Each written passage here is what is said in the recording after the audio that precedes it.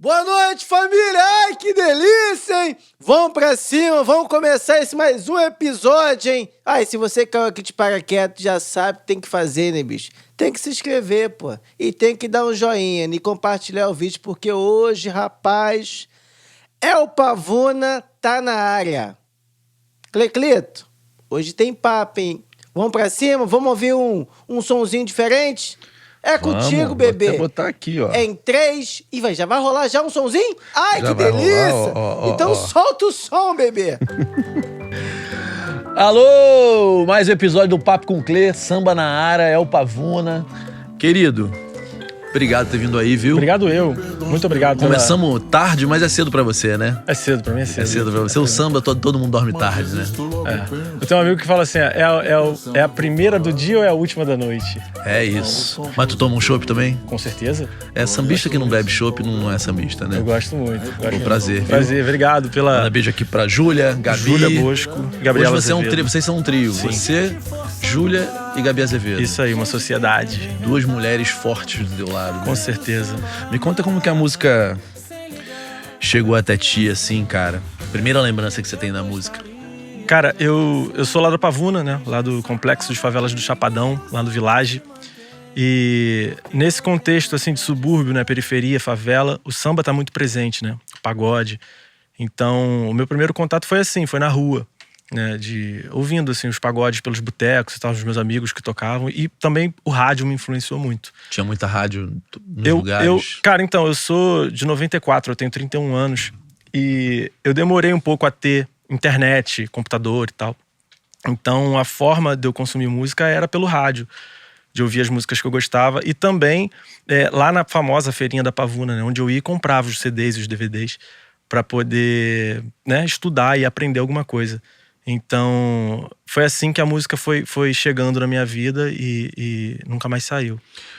A gente falando da Pavuna, pra quem não conhece, eu mesmo não conheço a Pavuna, nunca fui lá, mas pra quem não é do Brasil, fala o que é a Pavuna, o que foi crescer na Pavuna. A Pavuna é um bairro da extrema zona norte aqui do Rio de Janeiro, faz divisa com a Baixada Fluminense.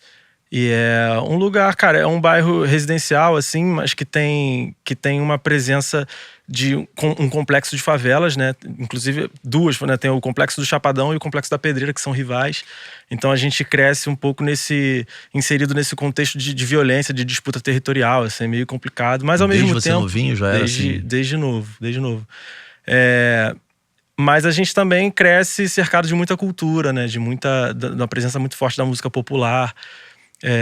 Do esporte, né, de muitas coisas bacanas assim que às vezes que são meio ofuscadas, né, por essa coisa da violência, assim, é uma coisa que me entristece muito, mas que por um outro lado eu tenho muito orgulho, por exemplo, do meu nome ser El Pavuna.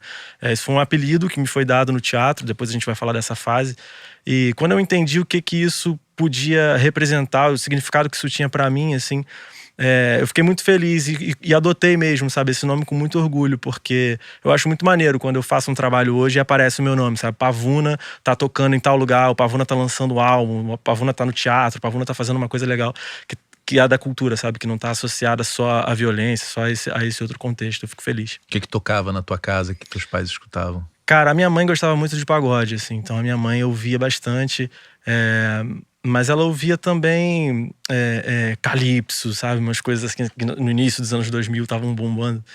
E a minha mãe me influenciou muito também, assim, sabe? Nos gostos dela. Muito das coisas que ela ouvia do pagode, assim.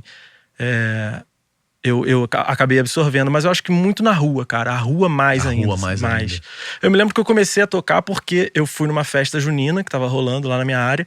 E eu vi um show de um grupo de lá, o grupo Segredo Sensual. Esses grupos, a importância, né, cara, desses grupos de bairro, dessa galera que tá aí nos bairros, nas periferias, fazendo um som e tal. Porque você acaba formando uma nova geração de músicos e de artistas, né? E eu me lembro de assistir esse show, isso foi em 2009. E falar, cara, eu quero fazer isso. No ano que vem eu quero estar nesse palco aí tocando. Eles tocavam os clássicos da época, assim, muito pagode dos anos 90, né? A coisa do pagode do início dos anos 2000, as coisas da rádio, né? Era o que chegava pra gente ali. E, inclusive isso, eles estavam lá tocando e eu sabia cantar as músicas, eu já conhecia aquilo. Eu falava, pô, que maneiro, quero fazer isso também. E aí eu me juntei com os meus amigos da área. Cada um tinha um instrumento velho em casa, um cavaquinho sem corda, um pandeiro desafinado. E eu não tocava nada, mas eu conhecia as músicas. Eu falei, então vou cantar. E foi aí que começou, assim, essa minha... Meio começa na brincadeira com os amigos. Na brincadeira com os amigos, assim. Aí foi festinha de aniversário, não sei o quê, churrasco, sabe? Aí a coisa foi... O que impacta começar a cantar na tua personalidade, assim? Porque muda a maneira como os outros nos veem, né? Sim. Principalmente quando é no colégio, quando Sim. começa novo, né? Uhum. E escrever também. Eu acho que foi nessa época também que eu comecei a escrever, a compor. E eu sempre digo, Clê, que eu acho que a arte, assim como um todo, mas a música, né? A composição, foi uma maneira que eu encontrei de me comunicar com as pessoas, cara. Foi um jeito que eu encontrei de falar com o mundo, assim. Eu sempre fui muito na minha. Eu falo pouco, assim, pode não parecer, né? Porque aqui eu vou falar pra caralho, mas normalmente eu sou meio quieto, eu escuto muito, assim. E eu encontrei na música, na composição, uma maneira de me expressar, sabe? Eu percebi que eu conseguia acessar um lugar diferente nas pessoas e isso me chamou a atenção. Eu entendi aquilo como um movimento especial, assim, sabe? E comecei a dar mais atenção pra isso e busco fazer isso até hoje. E qual foi o impulso pra começar a compor? As histórias que aconteciam com a gente, assim, né? O samba, o partido alto, tem muito essa coisa da crônica, né? Do cotidiano, assim, né? E eu acho que eu comecei meio sem saber a fazer isso, porque acontecia uma história de um amigo com a namoradinha, assim, eu tava lá musicando aquilo. E com outro que aconteceu não sei o que, eu ia lá e escrevia uma música. Porque era uma piada meio entre a galera, assim. Isso, tipo, a capela ou com instrumento? A gente já tinha esse grupinho que a gente tocava, então quando a gente se reunia antes de começar um ensaio, por exemplo, eu começava a cantar uma dessas músicas que eu fiz pra fulano, aí tocava. E eu comecei a perceber que a galera gostava, eles queriam incluir no repertório, não, vamos tocar isso e tal. Eu comecei a sacar que tinha uma onda ali. E, enfim, aí com o tempo você vai amadurecendo, você vai entendendo melhor a coisa e fui desenvolvendo melhor esse ofício, né, de compositor. Tem alguma dessa primeira leva que você se orgulha, assim, que você sabe cantar? Assim, a capela? Cara, engraçado, eu fiz uma música que chamava Eu Sou Moleque, com 15 anos. E eu acabei de fazer um musical no teatro que chamava Moleque, o Morro Canta Gonzaguinha, que era a história da infância do Gonzaguinha. O Gonzaguinha fazia muitas músicas colocando esse termo, né, do moleque, se referindo a ele próprio como moleque. E eu achei curioso isso, assim, porque eu fiz esse personagem, né? E tendo essa relação... Você era o Gonzaguinha? Eu era o Gonzaguinha. Então, na verdade, não era exatamente o Gonzaguinha. Era livremente inspirado na infância dele no Morro do São Carlos e tal. Mas eu era o personagem moleque. Acabei agora essa semana. E com as canções do Gonzaguinha e tal. E com esses personagens, com a Dina, com o Xavier, né? Bem contextualizado mesmo nessa coisa do São Carlos e do Gonzaguinha. E eu tinha essa música lá atrás. E eu me vi muito nesse espetáculo, porque era isso, como falando do Luizinho no Morro do São Carlos, na infância, nesse dilema dele com a música, né? Nessa incerteza, nessa angústia que a arte produz na gente. E eu me via ali tendo diálogos com o seu Xavier, né? Que era o pai do Gonzaguinha, o pai adotivo, no caso. E diálogos que eu tive com meu pai, sabe? Falando sobre a dificuldade, sobre a coisa de procurar um outro trabalho. Enfim. Desse diálogo, o que te impactou, cara? Desculpa, que agora eu fiquei curioso. Desse texto, porque deve ser muitas coisas reais, sim, né? sim. E a Nanã, você conhece a Nanã Gonzaga? O Daniel, eu sei que já teve Daniel, aqui. a gente estudou junto a vida inteira. A Nanã fez o texto junto com a Rafa, a diretora. Ela estava super envolvida nesse processo. E a gente também, o elenco, contribuiu muito com muitas coisas. Tiveram algumas cenas que eu escrevi. Mas nesse diálogo, por exemplo, com o Xavier, eu lembro que tinha uma coisa do Xavier falando: moleque, por que você tá querendo arrumar um outro... Porque eu queria ajudar em casa, né? O moleque queria ajudar em casa e tal. E por que você tá querendo arrumar um outro trabalho? Você não pode parar com a música. E o moleque falava: pô, mas é muito difícil, demora muito, não ganho nada, sabe? Ninguém liga para as coisas que eu escrevo. E essas sensações que a gente tem enquanto artista, enquanto autor. E eu me via nessa história. Assim, eu lembrava de conversas que eu tive com meu pai. Só que o contexto era um pouco diferente. Meu pai me mandava trabalhar mesmo. Não, é isso, vai trabalhar, tá certo. Mas... né, em muitos momentos eu me via assim, cara, dentro daquele espetáculo. E eu tô falando tudo isso porque você perguntou da música, né? Eu tinha uma música que falava isso, que eu sou moleque. Eu não lembro exatamente a letra, mas era uma música que reforçava esse estereótipo do moleque da favela, zoador e tal. E acabou fazendo um link agora, né? 15 anos depois, com um momento que eu tô vivendo no teatro profissionalmente. Então essas voltas que que a vida dá, né? Dá, Que a música dá. Aliás, a obra do Gonzaguinha é maravilhosa. Maravilhosa. Né, Inclusive, é maravilhoso essa oportunidade que eu tenho enquanto Era teatro artista. musical? Era teatro musical. De me debruçar sobre a obra desses artistas, assim. Porque eu sou um cara que eu comecei muito no pagode, nesse pagode do subúrbio, né? Da periferia e tal, da rádio ali. Depois fui pra uma coisa mais pop e pro samba de raiz, né? O dito samba de raiz. E agora não, já há algum tempo eu comecei também a beber muito na fonte da MPB, né? Que é riquíssima, né? Eu sou genro do João Bosco, como você sabe. Então, assim, o Geraldo Azevedo, muito próximo, todos esses artistas que eu fui conhecendo a obra e agora também tendo a oportunidade de trabalhar, né? De me debruçar em cima da obra do Gonzaguinha, por exemplo, num trabalho, no teatro. É maravilhoso e enriquecedor, né? Pro Cara, artista. Pra mim se fala pouco do Gonzaguinha. Porra, eu penso em tudo que esse cara teria feito, cara. Imagina, ele estaria agora comemorando 80 anos, né? Pensa em tudo que esse cara não teria feito. Cara, eu fui engraçado, né? Eu fui nesses enterros todos, é muito doido, assim, de lembrar do Daniel. Cara, morreu o pai, depois morreu a mãe. Pô, foi a história da casa do Rio de Janeiro. Foi sofrido pra caramba, porque perderam o pai e depois perderam a mãe, né? Ou perderam a mãe e perderam o pai, agora eu esqueci. Mas é muito próximo um do outro, assim. Foda. Eu não consigo imaginar. E ainda mais quando teu pai ainda é uma pessoa que é uma celebridade, né? Mas eu gostaria muito que as pessoas gravassem mais Gonzaguinha, porque tem muito repertório, né? Riquíssimo. Das canções, qual que te marcou, E muito assim? variado, né? Porque tem a coisa do samba, dessa fase do São Carlos, assim, mas que vai pra um outro universo muito maior. Cara, eu cantei, eu acho que uma música que eu tenho eu até coloquei, eu vou gravar um programa numa rádio agora, e eu coloquei no repertório Espere por Mim, Morena, que foi uma música que eu cantei no musical, e que eu acho maravilhosa, assim, mas várias outras, né? A minha favorita, eu acho que nem tava nesse musical, que é Sangrando. Sangrando é muito lindo, né? Sangrando Mas não tava nesse musical.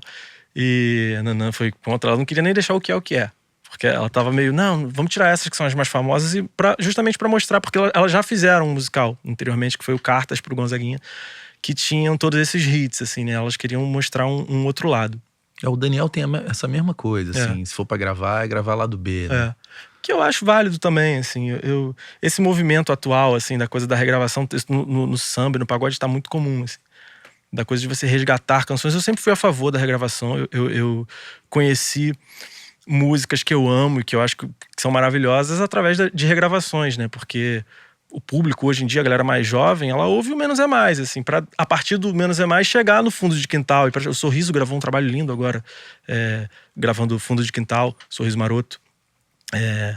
Enfim, vários artistas agora fizeram um álbum também lindo do Kleber Augusto, só com canção do Kleber Augusto, que foi um dos fundadores, um dos músicos principais do Fundo de Quintal. Então eu sempre fui muito a favor desse processo de regravação, assim. Mas eu acho que você abdicar do novo também não é um caminho interessante, sabe? Porque senão a gente para de formar a memória do público do futuro, sabe?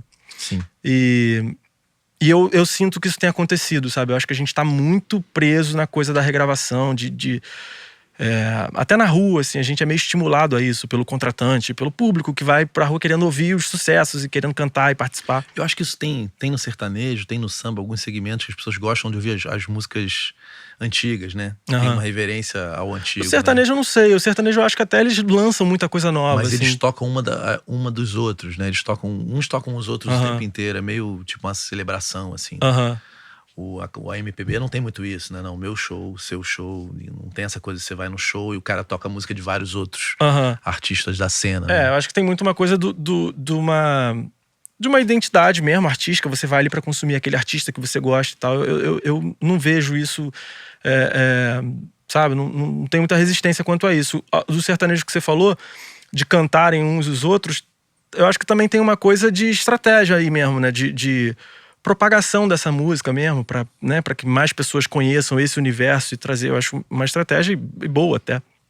Mas no samba e no pagode eu não sei se tem muito. Eu acho que é mais uma coisa mesmo de você se escorar, sabe? De você garantir o seu ali num repertório que tá ganho, que é sucesso, que não tem erro, sabe? E que funciona porque o contratante gosta, o público gosta. Hoje em dia a indústria acaba gostando também porque se tornou rentável, né? Então funciona, dá dinheiro, vamos... E com isso eu acho que com o tempo, assim, né, a longo prazo a gente vai identificar um problema, assim, não tá tendo novas canções e novos artistas e uma formação de um público original mesmo, assim, Você que acha olha que pra no um samba artista. tem um pouco isso? Eu acho. Cara, o foda do samba é que tem muito gênio, né? Uhum. Com muita música, tipo Arlindo, muita sim. música. Esses caras fizeram. Eu não sei como que ele fez tanta música. Uhum. Então a galera é um repertório que é meio difícil de Abrir mão, né? De deixar. Não, de não que tenha que deixar- abrir mão e de deixar Não, e às nada, vezes mas. o cara fala assim, putz, são clássicos, né? Tipo, e como que eu vou fazer alguma coisa no mesmo patamar daquilo? Né? Não, se Tem pensar essa por aí, cobrança, se não pensar tem? por aí, tá fudido. Não dá pra olhar assim. Mas eu acho que tem um lugar que eles fizeram, né? Eles fizeram. E foi muito importante pra gente que eles tenham feito tudo aquilo. Então, eu acho até desrespeitoso a gente não fazer. A gente falar, não, então... Acho que a gente tem que fazer, tem que dar continuidade, sabe? Essa canção que tava tocando aí aos novos compositores, eu acho que fala um pouco disso. Uma canção que eu gravei com o Jorge Aragão. A gente botar ela. A gente já abandonou aqui, né? A gente já deu uma volta, já foi. Não, mas eu sei exatamente tá. onde eu tô. Porque se me deixar, eu vou indo embora. Você falou dessa música? Sim, a os gente novos não chegou no compositores. teatro aqui. Pois eu acho é. importante falar do teatro, porque o teatro é muito importante. Acho que todo cantor deveria fazer teatro. Acho que todo mundo devia fazer teatro. Acho que todo mundo deveria fazer, Herol, né? Me fala um pouco do teu encontro com Jorge Aragão e ser produzido pelo Prateado. Sim. E também, cara, nesse momento que você estava aqui falando um pouco dessa tua vivência com banda, você já era ligado nos compositores? Quem eram os seus ídolos como compositor? Não. Você sabia o nome do intérprete, né? Sim. Isso é foda, né? Eu comecei a ter essa relação com os compositores aos novos compositores. Um pouco antes disso eu já estava me entendendo enquanto compositor, mas eu não tinha muito essa referência dos autores, porque é muito difícil você saber, né, quem são os autores até hoje. Outro dia eu fui buscar o autor de uma canção, era muito difícil, não consegui, tive que ligar para um, ligar para outro para achar. Então, mas eu comecei a me entender como compositor nessa época, assim, indo pro teatro, quando eu conheci outros compositores no teatro, conheci Júlia Mestre, Tom Carabachiano, teatro, comecei a entender, opa, então a gente tem uma cena aqui, tem um lance rolando de uma galera que faz música. E depois chegando na Lapa, aos novos compositores, onde eu conheci os compositores do samba mesmo, assim, de uma nova geração, claro. E ali eu comecei a aprender muita coisa, a trocar, a encontrar parceiros. Eu sempre fui um cara que escrevi muito sozinho. Até hoje eu escrevo muito sozinho. Tenho poucos parceiros. Mas os meus poucos parceiros eu encontrei ali, eu conheci ali. Na Lapa. Na Lapa, no Beco do Rato, aos novos compositores. O que o teatro te transformou, cara? O teatro mudou minha vida. O teatro mudou minha vida porque eu acho que o teatro fez com que eu olhasse para o mundo de um outro jeito. Eu acho que a minha sensibilidade foi muito desenvolvida nessa época. A minha maneira de me relacionar com o outro. Eu falei antes que na música, eu não sei se a gente já estava gravando quando eu falei que na música, quando eu comecei lá no Morro, eu entendia que eu conseguia me comunicar com as pessoas. Através dela. Mas no teatro foi diferente, porque o teatro foi como eu passei a enxergar essas pessoas, sabe? Eu passei a ver tudo diferente. E eu me apaixonei por esse ofício de ator, trabalho até hoje, sou apaixonado por isso. Mas o teatro fez uma coisa também que foi... o que eu costumo dizer que mudou a minha vida. Que o teatro me tirou de um contexto, né, de um cenário que era esse, do morro, da favela, daquelas pessoas, e me apresentou para um mundo de pessoas onde eu fiz relações que mudaram a minha vida, sabe? Eu acho que foi ali, foi no teatro que eu conheci uma pessoa que me levou para outra pessoa que me fez estar aqui hoje, conversando contigo e, né, vivendo a vida como eu vivo. Então, eu acho que o teatro foi muito importante no meu caminho por isso, principalmente. Quem foram essas pessoas importantíssimas que foram te abrindo essas conexões? Cara, Porque o teatro eu também fiz teatro, tem só que eu acabei não levando isso como ofício. Mas ele é um lugar que acomoda muito tipo de gente diferente, Sim. junta num lugar muito afetuoso, sim, né? Sim. Então conecta mesmo. Sim. Tipo, vai zerando as barreiras, quando vê se tá todo mundo amigo, não importa aonde as pessoas moram, sexualidade, nada. Exatamente. E isso transformou minha vida também, que a gente normalmente é do nosso canto, né? Você nasceu na Pavuna, eu ali na Barra, e aí você vive aquilo, pra você aquilo é o que existe. O teatro, de repente, tá todo mundo junto, sentando, se abraçando, a coisa do afeto, se emocionando. Então, isso já muda a vida, né? Sim. Mas, e fora as relações, né? Porque conecta pontes que não seriam possíveis. Exatamente. Né? Quem foram essas pessoas? Então, primeiro que foi no teatro que eu ganhei o meu nome, né? O Pavuna. Foi lá. Porque eu era o cara, eu fazia teatro no Tablado, que é na Zona Sul, é no Jardim Botânico. Então, eu era o cara que vinha de longe, que chegava carregando bolsa, cavaquinho e tal, não sei o quê. Quem é esse? É o cara que vem da Pavuna. Pavuna pra cá, Pavuna pra lá, pegou a coisa do Pavuna. Então foi assim que surgiu. E como eu te falei, eu entendi isso em pouco tempo, assim, rápido. Eu entendi a importância disso, assim, né? De ter o nome do meu bairro, né, sendo levado comigo, assim, nas coisas, nas produções artísticas que eu fazia. Então, muita gente que eu conheci nessa época, eu coloquei aí, falando do Solar de Botafogo, que foi um show que eu fiz em 2015, tem 10 anos, que também foi muito importante pra mim. E quem me levou pra esse show foi a Júlia Mestre, que é uma artista maravilhosa. Sim, maravilhosa. Né? E eu conheci ela no teatro, ela também é uma atriz incrível, pra quem não sabe. E eu conheci ela no teatro nessa época. Ela é uma grande amiga que eu tenho, ela foi minha primeira namorada. A gente namorou eu tinha 20 anos. E eu conheci a Júlia, a gente tava muito nesse início, né, na coisa da música, assim, de compor e tal. E eu lembro de estar vendo a Júlia tocando no sarau da escola e ligando pra contratante, fazendo o corre dela, fazendo as coisas dela. E carregando, cara, ela com 19 anos, assim, carregando violão, carregando caixa de som e com cabo enrolado numa correria, assim. Agilizada pra caramba, E eu, né? que era o cara da Pavuna, que teoricamente devia ser, né, bem resolvido e reagido, ficava meio que num marachoazinho, assim, falando, não, agora eu faço teatro. Porque nessa época, a minha galera que tocava comigo lá no morro já não tocava mais. Cada um seguia um caminho, sabe? Um foi trabalhar, outro fez um concurso, outro foi pro quartel e tal. E eu fui pro teatro. Então eu tocava no teatro, fazia minhas musiquinhas ali e tal, mas eu era do teatro agora. E eu me lembro de uma vez a gente, cara, indo pro cinema ver Vingadores, assim, eu e a Júlia, a gente na calçada ali do Roxy, em Copacabana. E eu falei alguma coisa, assim, que ela me parou na calça, botou na minha cara, assim, falou assim, olha só. Me deu uma trava, meu irmão, tipo... eu não lembro o que foi que eu disse, assim, que ela falou assim, você não vai falar pra mim que você não quer daqui a 10 anos ter os seus discos lançados, você não quer que as pessoas conheçam a tua música, você não quer, sabe, tocar nos lugares, ter a tua música tocando no rádio, ganhar uma grana com isso, você não quer isso. E eu, intimidado, assim, encostado na parede, falei, não, eu quero. Então, bicho, vamos trabalhar, vamos fazer nossas coisas, sacou? Vamos realizar. E ela tinha feito um show no Solar, se eu não me engano foi o primeiro show dela, que foi no Solar de Botafogo. E ela ia fazer um segundo. E ela falou pra mim, não, então vamos fazer e tal, lá. E aí, um tempo depois, ela não pôde fazer esse show, não lembro exatamente porquê, e ela marcou um show pra mim, sem eu saber. Ela me ligou um dia e falou, ó, no dia tal, de agosto, 2015, tem 10 anos, você vai fazer o show lá no Solar de Botafogo. Eu falei, você tá louca, eu não tenho banda, não tenho, o que eu vou fazer? Dá seu jeito, você vai fazer. E eu tive que fazer. E aí eu subi. Como que você deu seu jeito? Subi o morro, batendo na porta de um por um, falando, gente, a Júlia marcou um show pra mim, a gente vai ter que fazer. Os caras, não, vambora, tá. A gente se organizou ali. Até ali você ainda morava na Pavuna? Morava na Pavuna. Eu saí de lá com 25 anos. E a gente fez o show. Foi lá e fez o show e juntamos uma grana e a gente filmou. E a galera foi, teatro tem muito isso, né? A galera foi lá e tal. Se prestigia, né? E principalmente nessa fase, assim, né? A gente muito jovem. E foi muito legal, assim. Eu tenho esse show registrado até hoje, tem lá no YouTube. E a partir desse trabalho eu conheci a Gabi, que é minha empresária hoje, junto com a Júlia Bosco. Elas me conheceram, a Gabi, né? Me conheceu através desse trabalho que ela viu na internet. A Gabi viu na internet? Viu na internet. Que é uma outra pra história. Quem não conhece a Gabi, filha do Gabriela Azevedo, empresária, amiga, querida. E isso foi uma outra história de um cara que era um aspirante a agitador cultural lá da minha área, lá da Pavuna, Luciano. E ele queria fazer um evento lá, eu não conhecia ele. Ele queria fazer um evento lá na área só com artistas locais. Um evento super legal, então uma ideia interessante. E aí, ele conversando com uma amiga que nem era de lá e que eu nem conheço, nem sei quem é até hoje. E ela falou, tu quer fazer um evento com artista da Pavuna, tu tem que chamar o Pavuna, o El Pavuna. E ele não me conhecia. Como assim? Aí ela explicou e tal, mostrou, lá. E beleza, ele foi encontrar a Gabi numa palestra sobre produção e tal. E ele conversou com a Gabi sobre isso.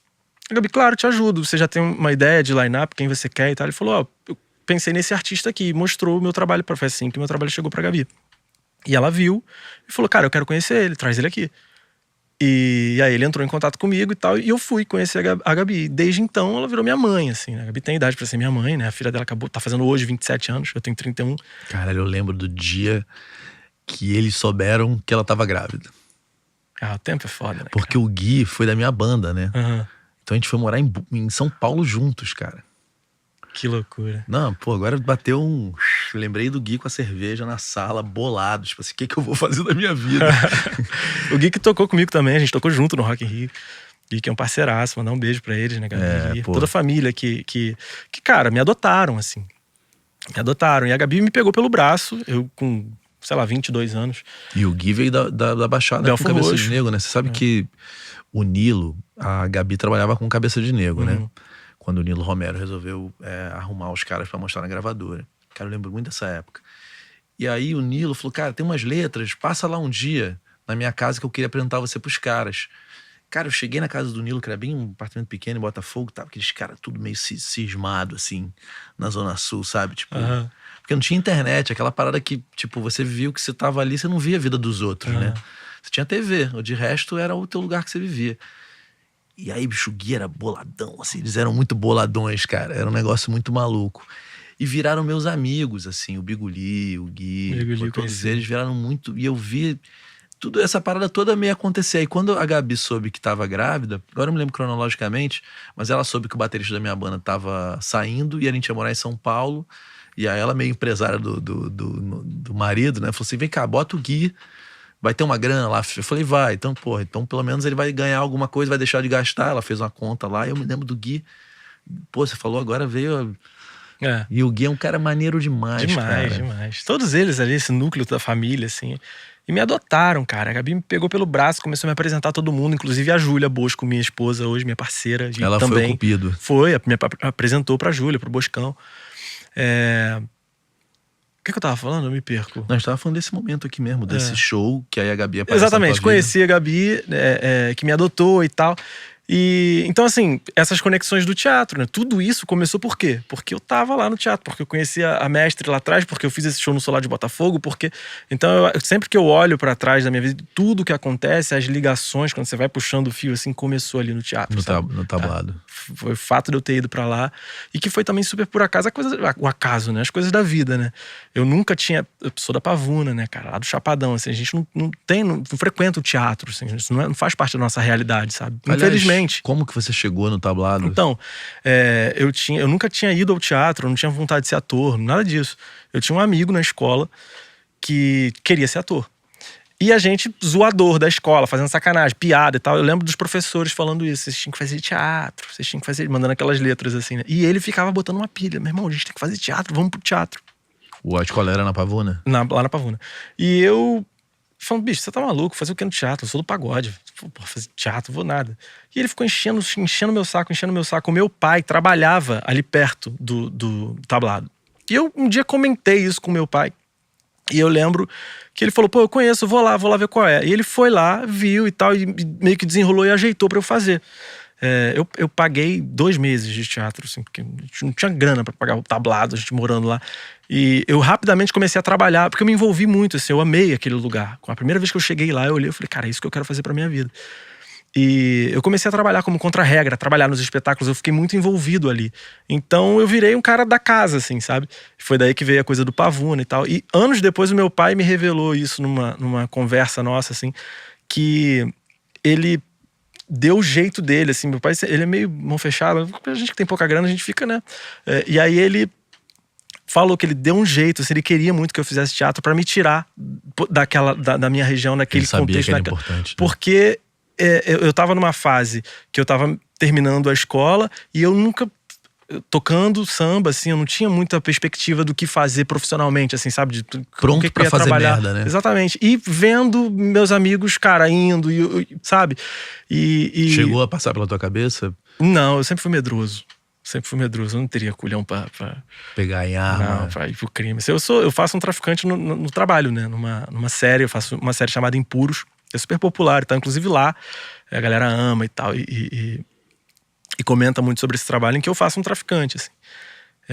Mas eu não teria a menor condição. Sou medroso pra caralho. Mas essa... Abrindo esse parênteses do ator, você falou que nunca pensou nisso pelo medo, né? Como que foi adentrar esse personagem? Que você viu muita gente, né? Sim. Qual é o teu ponto de vista desse personagem, assim? Então, cara, eu... Aonde que ele se torna isso? Você acredita que alguém que... Porque isso é sempre uma pergunta que eu tenho. Quem se torna mal, quem nasce mal, Exatamente. né? Porque eu acho que tem gente que nasce mal. Sim, com certeza. Com certeza. Tem gente que se torna por contexto e em algum momento não tem mais saída, né? Exatamente. O teu personagem nasce mal ou se torna mal? Não, eu acho que ele tem momentos de maldade. Ele tem momentos de maldade, mas eu acho que ele se torna. E não que ele seja mal, eu acho que ele tem momentos de maldade, sabe? Que são influenciados por todo um contexto de sobrevivência mesmo. Mas essa coisa da virada, assim, né? Eu acho que tem muito essa coisa dos caminhos e que são apresentados a você, das oportunidades que lhes são dadas, né? Quando você tá num lugar que você não tem referência, que você não tem nenhum exemplo que conseguiu furar aquela bolha através do trabalho, sabe? E que conseguiu vencer e ter uma vida tranquila e viver bem, você não tem essa referência. Então, quais são os caminhos que você tem? Aí você vê um pouco a coisa da arte no esporte, ou você vê no tráfico, ou você vê no crime, entendeu? Você, moleque, você via essas possibilidades assim, tipo o esporte? Via. Engraçado que a arte sempre como uma possibilidade presente. Sempre. As favelas são absolutamente culturais. Tem artistas maravilhosos no morro. E eu via todas essas coisas, assim. Só que o meu amigo que não sabia jogar bola e que não sabia tocar um instrumento e gostava de ir pro baile sabe, via outros amigos, e via os amigos da escola, e via a galera andando de motão, e via a galera se dando bem, sabe? Você pensa, bicho, eu vou trabalhar na oficina ali, vou ralar pra caralho pra ganhar uma merreca, ou vou fazer um plantãozinho ali, vou pegar uma grana e vou ficar bem, entendeu? Então, assim... Você chegou a ter esse momento, né? Porque quando começa a ir pro baile, tem a coisa do status, né? Também. Quem que tem o status ali naquela exatamente. festa, né? É o que eu tô falando das referências. Quais são as referências de sucesso que você tem? E você começa a olhar pra esses bens materiais, pra grana, pro motão, pro status, tênis, e você achar que aquilo é o sucesso, né? Que aquilo é uma... Isso mexe com a cabeça de um jovem que não tem um acesso a uma educação de qualidade, não tem acesso à cultura, isso mexe com as pessoas. Então é muito fácil a gente olhar depois da merda feita e julgar o caráter de alguém, falar, não, por que por tá isso que eu acho que existem pessoas que eu acho que se nascessem numa família financeiramente estável, talvez fossem ser maus de outra maneira, que a pessoa é ruim mesmo, mas quando você vê o cara ali já matando o cara, você não sabe o que ele passou pra chegar naquele lugar, né? Pretinho, você passou nesse momento, como que foi pra ti, cara? Lá na Baixada, nesse exato momento que ele tá falando aqui, 15 pra 16. Irmão, eu vou botar aqui meu rosto aqui. Com 15, 16 anos, a gente tenta fugir, né, da galera. Que a galera oferece, realmente. Fala assim, ei, parceiro, ei... Pô, tu é um menino bem sagaz, né? Tu é esperto. Pô, se tu quiser arrumar um trocado, sabe aonde achar, né? Eles jogam assim. Aí se você vem de uma família com uma base boa, que a minha avó me deu, né? E minha mãe, aí tu pega assim e fala assim, ih, tá maluco, bicho? Não, vou estudar e vou trabalhar. É onde a gente consegue sair, entendeu? Mas tem gente que não sai não, mano. O Pretinho perdeu um amigo... É só essa escolha. Eu me lembro do dia que você perdeu teu amigo pro crime, né? Que ele foi assassinado. Que ele tava super abatido, assim, ele foi reconhecer o corpo, né? E eu falei, cara, ele era mal? Assim, porque ele falou, cara, ele ficou ruim. Mas ele era um cara do bem no início, né? Não, o cara é do bem, mano. Assim, o cara é do bem. O ambiente vai estragando ele. E quando ele vai subindo virando um chefe, ele tem que ser ruim, mano. Se for bom, dança. Mundo cão da porra, né? Pô, o mundo é terrível. Ele te dá com a mão e te tira com a outra, mano. E quando tira, aí é o que acontece aí. Ele tava super impactado, assim. Ele falou que tem a igreja também que tem um fator importante na comunidade. Ele né? falou isso da questão familiar, da estrutura familiar, que é super importante. E você pensa nisso, assim, quando você tem essa cultura quase do pai ausente, né? Que é muito comum. Na rua isso, trabalhando, né? E a mãe tendo que trabalhar e tal, e a criança sozinha. Nesse contexto que eu falei... Você ficava muito sozinho, assim, durante o dia, depois do colégio? Eu era meio da rua, assim, mas mais pela... Assim, minha mãe, ela teve uma época que foi trabalhar fora, mas... Eu já era um pouquinho maior, assim. Mas lá em casa o pau cantava. Minha mãe não deixava muito frouxo, assim. Porque é isso, né? Os pais que estão mais ligados, eles ficam com esse receio, assim, né? Então eles ficam segurando a corda ali, o cabresto, pra gente não voar demais. Mas é isso, cara. É todo um contexto, né? Todo um contexto social, político, assim, que influenciam nessas coisas que a gente tá falando. Não lembro nem por que a gente começou a falar disso. Não, eu tava falando dessa questão da escolha, né? De como você chegou no teatro. Porque, cara, no fim das contas, teve um esforço do teu pai descomunal. De me tirar desse... Que ele me revelou isso anos depois. Deve ter feito um baita sacrifício pra pagar os exatamente, 2 primeiros meses. Exatamente. Quanto é um tablado? Não faço a menor ideia. Quanto o quê? Quanto é um tablado hoje? Você tem noção do preço por mês? Cara, não faço ideia também, hoje em dia. Porque mudou muito. Mas na minha época, eu acho que era... Isso, eu tô falando ali de 2012. Como se fosse uns 1.000 e poucos reais por mês, talvez. Não, era menos.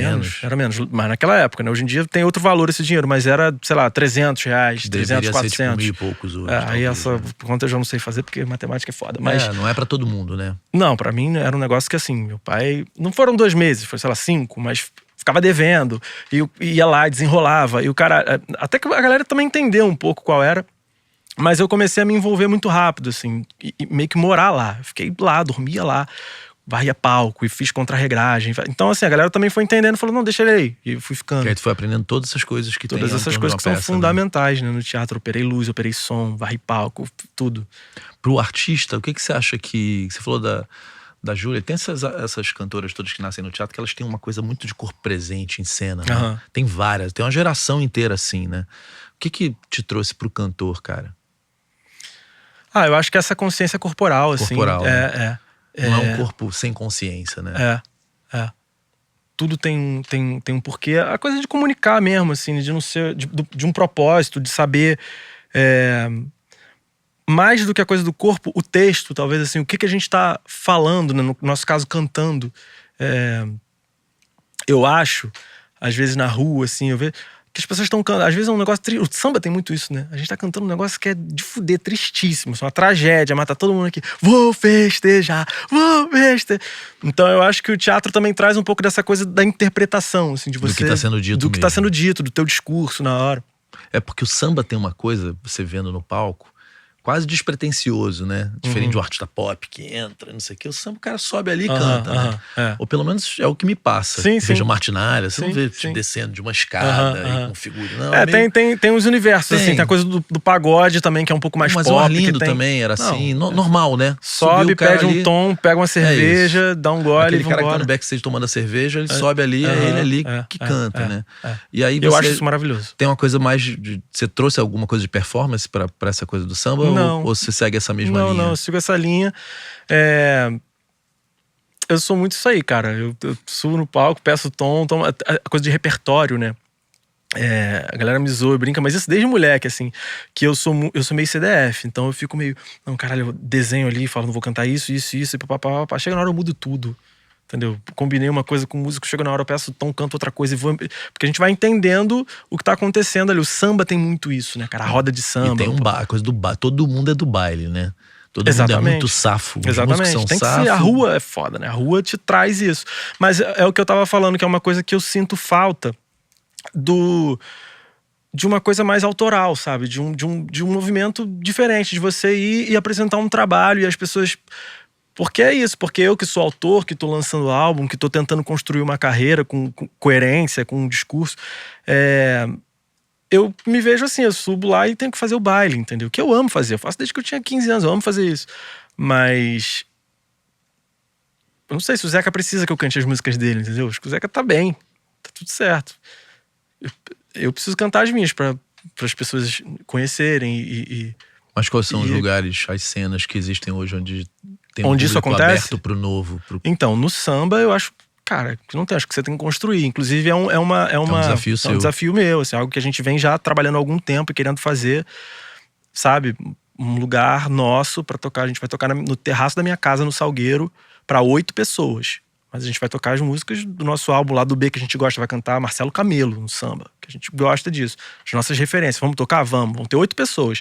Das 8, 4 não vão voltar. Na outra semana vão voltar só 4, mas as 4 que voltarem estão ali pra ouvir aquilo, sacou?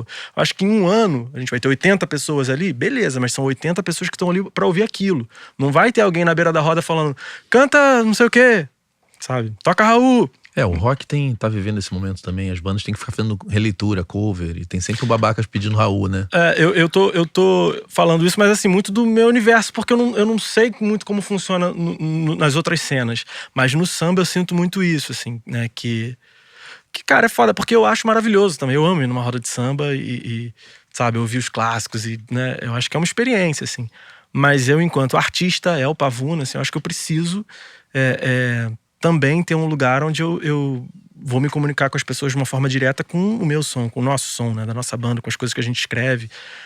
Por isso que eu acho que a gente tem esses aliados, né? Tem o rádio que tá ali disseminando de alguma forma, tocando a nossa música. A internet, né? Apesar da internet ser... As pessoas falam muito isso, que a internet democratizou, que todo mundo tem acesso, tá, mas todo mundo tá lá. Como é que você faz pra ser ouvido dentro desse universo, né? E aí entra a grande questão de sempre, que é o dinheiro, né? Você bota um dinheiro, você começa a fazer a coisa... Lógico, se você é criativo e faz um planejamento e faz isso, faz aquilo, você também consegue maneiras de se colocar nesse game. Mas a gente sabe que no final das contas o que vale é o peso da moeda, assim. Você bota uma prata ali, a coisa responde de um jeito diferente. Eu não concordo. Nas redes sociais nunca vi coisa ruim empurrada dar certo. Você vai analisar, assim, sei lá, quantos TikTokers surgiram de 2020 pra cá? Deve ter uns 1000. Um monte de gente comprou avião, helicóptero e o caralho. Todo mundo não era nada, bicho. E são as maiores pessoas da internet. Não tem nenhum artista na internet mais importante que, sei lá, o Carlinhos, que a Virgínia, que essa galera, que eram nada, cara. Pessoas que começaram a fazer vídeos o Whindersson, lota estádio, cara. Sim, mas aí não é música. Não é música, né? Mas, cara, o artista não tem como fugir disso, cara. A parada, a música é, sei lá, 100 mil músicas subindo todos os dias na internet. Nos Estados Unidos, se você for brigar pela música, hoje em dia você tá fudido. Que lá atrás era a mesma coisa, tinha que fazer chacrinha pra caralho, tinha que ir na TV, tinha que ir colher a música do Silvio Santos. O game era o mesmo. A música pela música não dava nada. Aí o artista fazia aquele monte de palhaçada em programa de TV, gincana e o caralho. Mas assim, esse é o desafio. Eu falo isso porque é da onde eu me debruço, assim, e eu fico, caramba, cara, você pega o YouTube e os maiores canais não são de música. As maiores páginas do Instagram não são de música, do TikTok não é de música, porque o músico não se apropriou da internet, cara. Por uma questão de mudança, talvez, mudou tudo no meio do caminho, e é foda quando muda o esquema no meio do caminho, né? Antes você entrava na gravadora botava na TV, vendia disso e fazia show. E é assim que a gente viu, o que a gente leu, o que a gente viu no filme. Você vai ver o filme do Ney, eu não vi ainda, vou ver. Essa é a história, uma gravadora. Hoje não é, cara. Você vai ser achado por pessoas na internet, né? E, pô, você então que é ator, cara? Então, isso que eu ia falar. Você falou da música e tal, mas eu sinto isso também entre os atores, assim, que... Não, os atores são os que mais dão mole. Que falam isso, pô, mas eu tenho que ser influencer? Eu tenho que ser...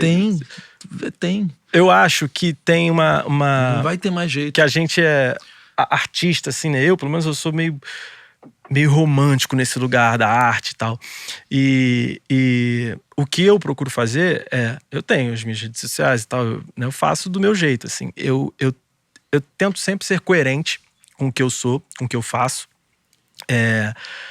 E assim, eu faço as concessões que eu tenho que fazer, mas eu procuro usar, né, dessas ferramentas de uma forma que faça sentido pra mim. É isso. Tem Entendeu? que ser dessa forma. Então, só que é isso. Aí o que faz sentido pra mim não é ainda o que dá a visibilidade que se espera, o retorno que se espera.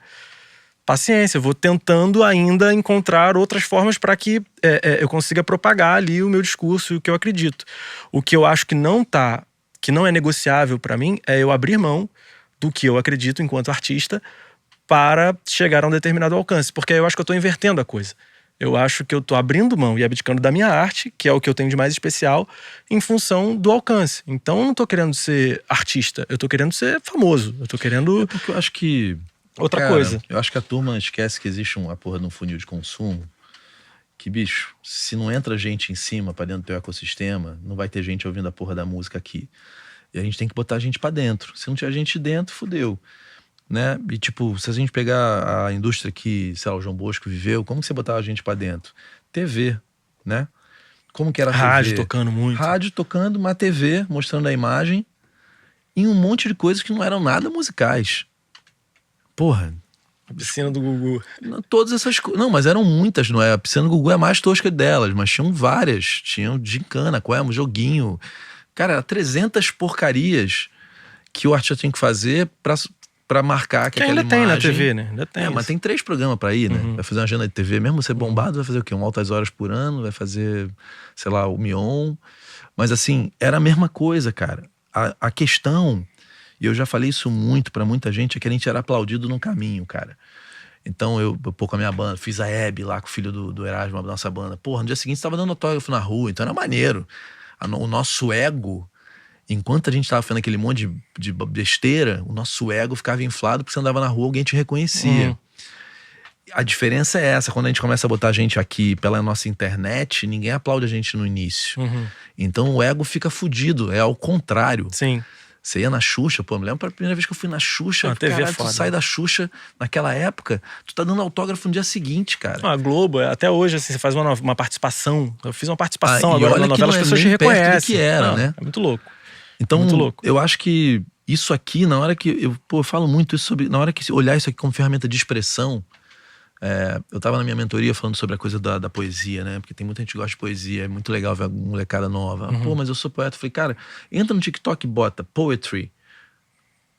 Cara, tem 300 pessoas, cara, no TikTok recitando poesia com 10, 15 milhões de seguidores, sacou?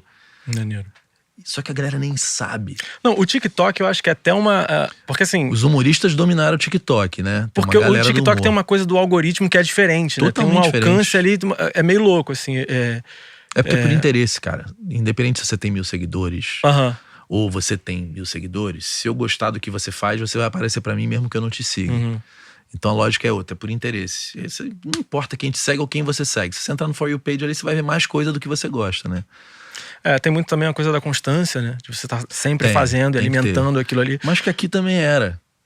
Né? Tipo, o Dalto veio aqui e falou, pô, cara, é uma merda. Tinha que fazer sábado, tinha que estar em São Paulo no Silvio Santos. Aí todo sábado tinha que ver. Não, Chacrinha. Pô, eu queria ir pra praia, bicho. Ver mulher, eu tinha que estar naquela porra do Teatro Fênix.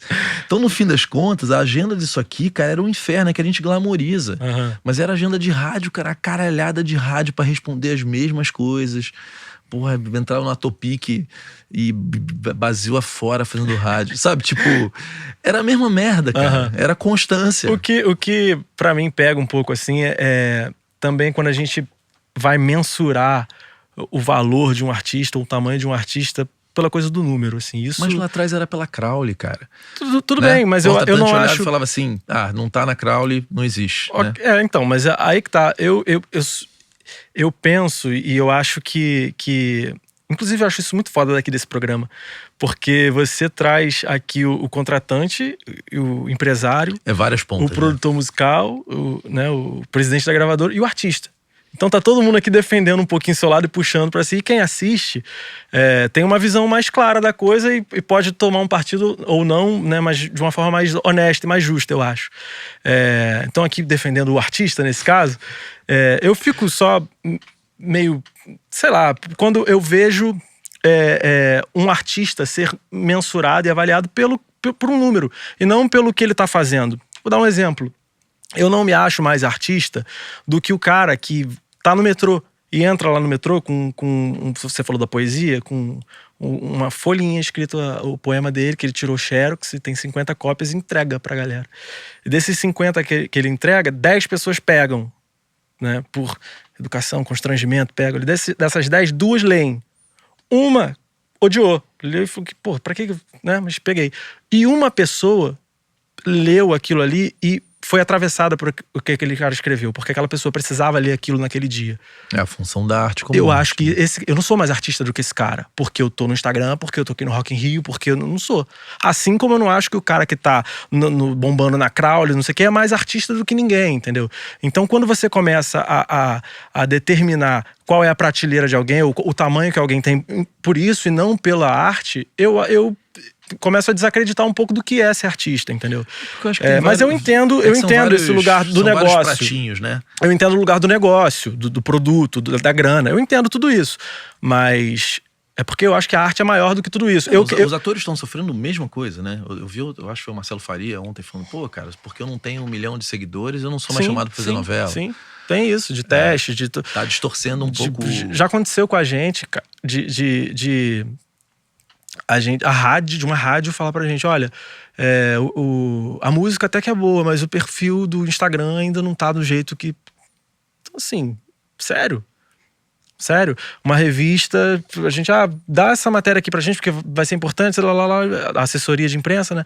Não, mas vamos esperar ele ficar um pouco mais conhecido pra poder... Mas, cara, isso aqui... Qual é o sentido disso? Pequena, assim? Morando em São Paulo, lá com o Gui, que era assim, a gente não tava na primeira página da Crowley, não existia, você não conseguia fechar show, e era assim, a luta era, como que faz pra passar, pô, se estivesse na primeira página da Crowley, tipo, o contratante queria, tipo, pô, os programas de TV ficavam olhando Crowley direto, ou você ia porque a gravadora, ali numa contrapartida, falou, pô, peraí, eu tô te dando aqui, pô, bota o Pavuna aqui, que é a minha aposta.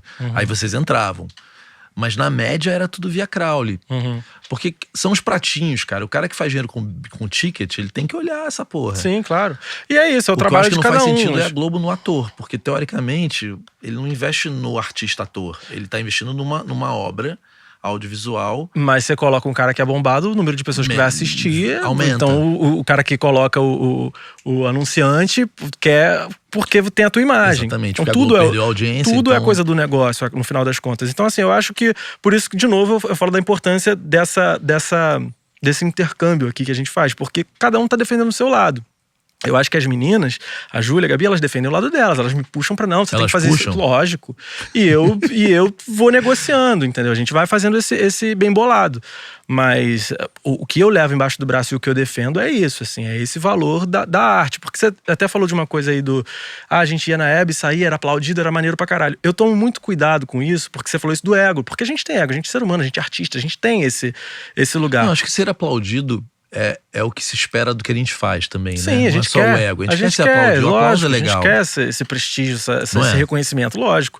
Só que eu acho que todas essas coisas, elas são humanas. A gente quer isso, né? A gente quer ser reconhecido, ovacionado, e as pessoas vindo falar com a gente quer tudo isso. Só que eu acho que a arte passa por outro lugar. Eu acho que aí eu vou até pra um lugar meio riponga da coisa, assim, meio espiritual, porque eu acho que a gente é usado como instrumento, cara. Eu acho que isso é muito sério o que a gente faz, sabe? Eu acho que, como a gente falou lá atrás, né, do poder da arte, eu acho que a arte tem uma capacidade incrível de mudar a vida das pessoas, de emocionar, também de entreter, mas de conscientizar, de provocar, de gerar uma memória, uma reflexão. E isso é muito sério. Eu não acho que isso seja algo meramente humano, entendeu? Eu acho que tem uma coisa muito maior por trás. Você acha que tem? Eu acredito nisso. E isso talvez, né, seja o meu ponto de vista, é a minha experiência, como eu vejo a coisa, mas eu acredito nisso, eu acho isso muito sério, sabe? É um lugar meio sagrado mesmo. E... Cara, eu acho assim, as pessoas, eu acho, confundem, e aí eu acho que é porque as coisas mudaram no meio do caminho. Tudo que muda no meio do caminho é confuso. As pessoas confundem, tipo, conteúdo e arte.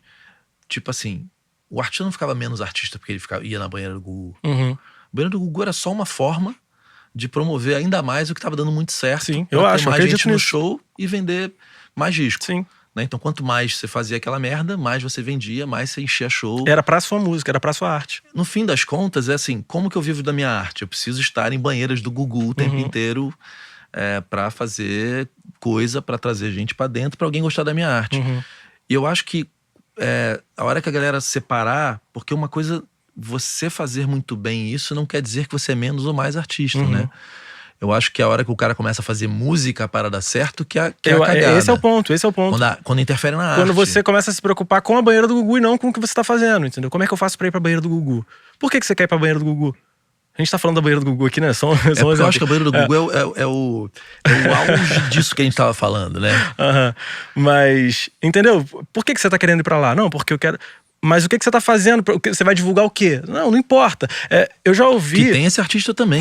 Tem. E tá tudo bem, deixa ele... Tá tudo bem. Mas esse é o lugar que eu tomo cuidado pra não ir. entendeu? Porque pra mim não faz sentido. Eu não quero, deve ser muito legal. Inclusive, o universo, se for da sua vontade, seu filho tá pronto. O que fazer você falou show. pra mestre que ela ficou puta com você? Eu fiquei Eu não curioso. lembro. Soube ela uma coisa tipo, pô, não vai te fazer sucesso. Deve ter sido uma merda Porque o dessa. teatro traz isso quando a gente é adolescente. E eu adulto, sempre fui né? meio rebelde, meio. E nesse lugar, assim. Então, assim, lógico que eu quero ganhar grana, ser reconhecido, ser famoso e tocar num estádio. Lógico que eu quero.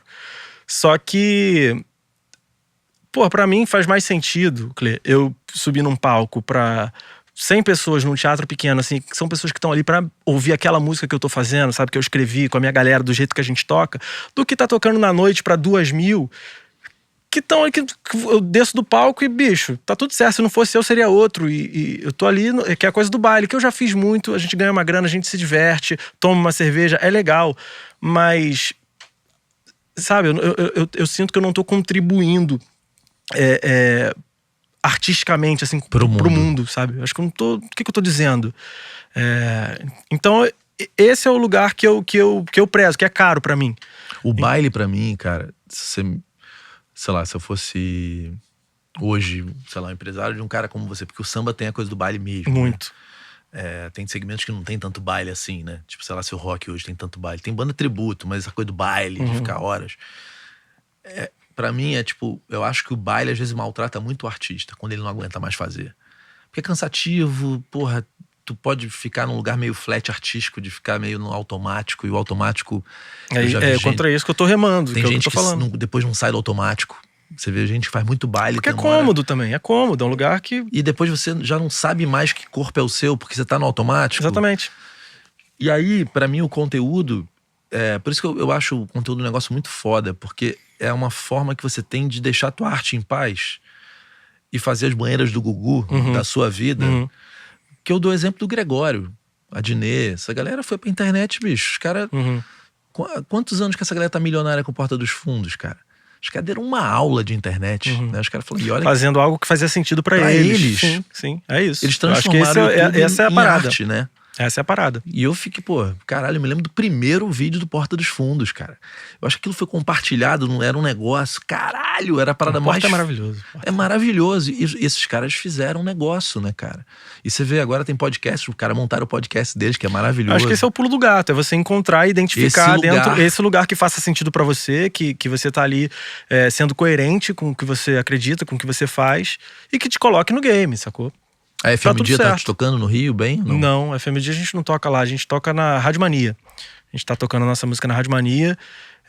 Inclusive vou lá gravar um programa agora essa semana assim, como eu falei no início, eu sou um artista formado pelo rádio, então eu sempre tive esse sonho, né?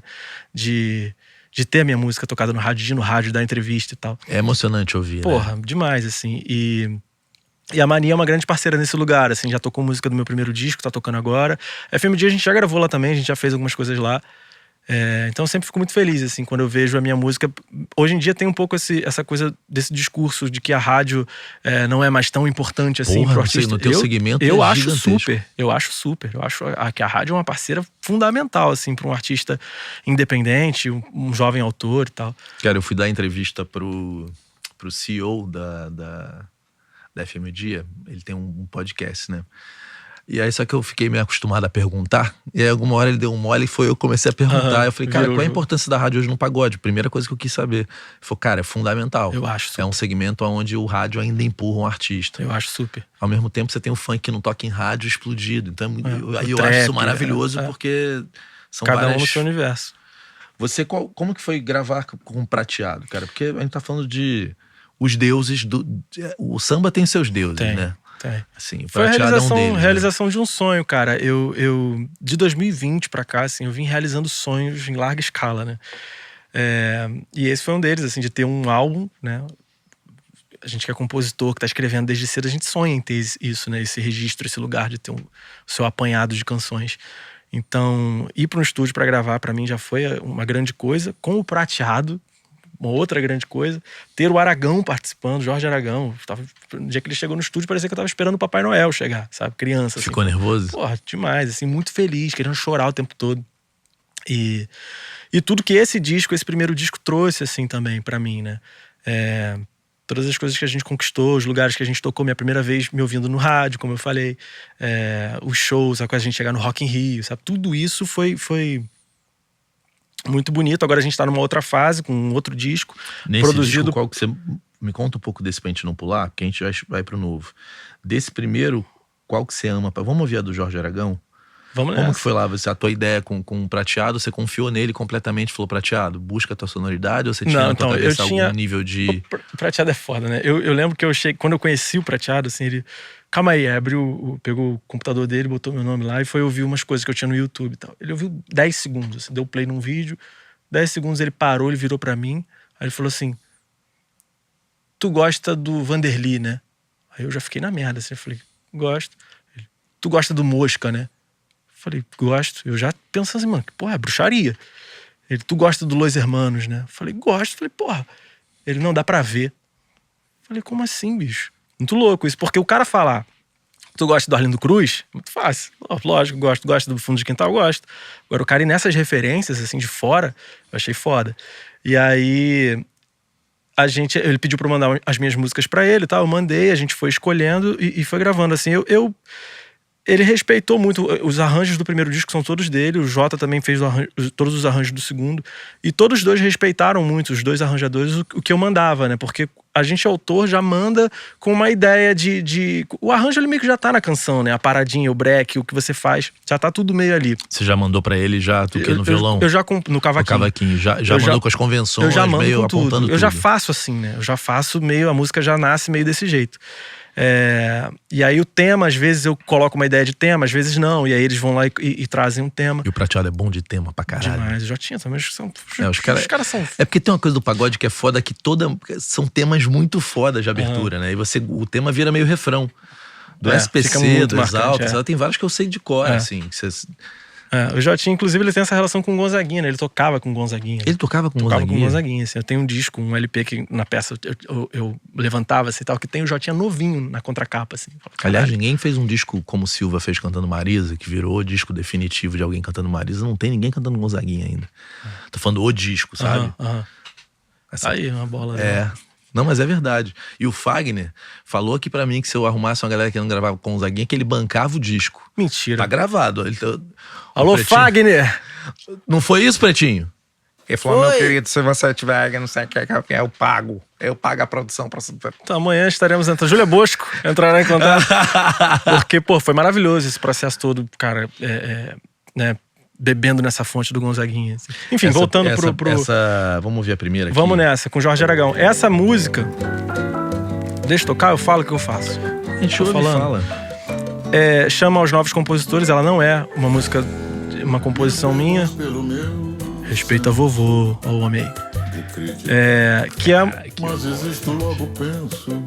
primeira música do disco. Meu primeiro disco começa assim. Eu acho que é uma homenagem, né?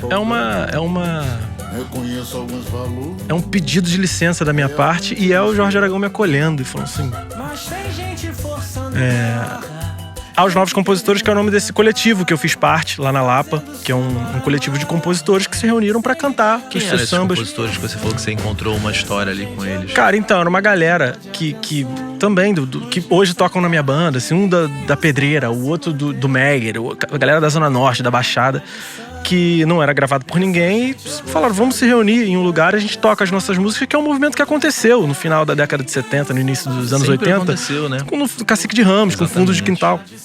E a gente começou a fazer isso. E, já foram várias canções que nasceram nesse coletivo que foram gravadas. Maria Rita, Zeca Pagodinho, Maria Naidar já ganharam um Grammy. Uma loucura, assim. Desse coletivo? Desse coletivo. E os artistas que foram saindo também. O Fernando Procópio, que é meu parceiro. O Will Freitas. Eu que lancei meu trabalho depois de passar por lá. E essa foi uma homenagem que eu fiz a esse coletivo, né? Gravando essa canção aos Novos Compositores, que é uma canção do Arlindo Cruz. E eu ainda tive esse presente, né? De ter o Jorge Aragão cantando junto comigo aí, me dando essa moral.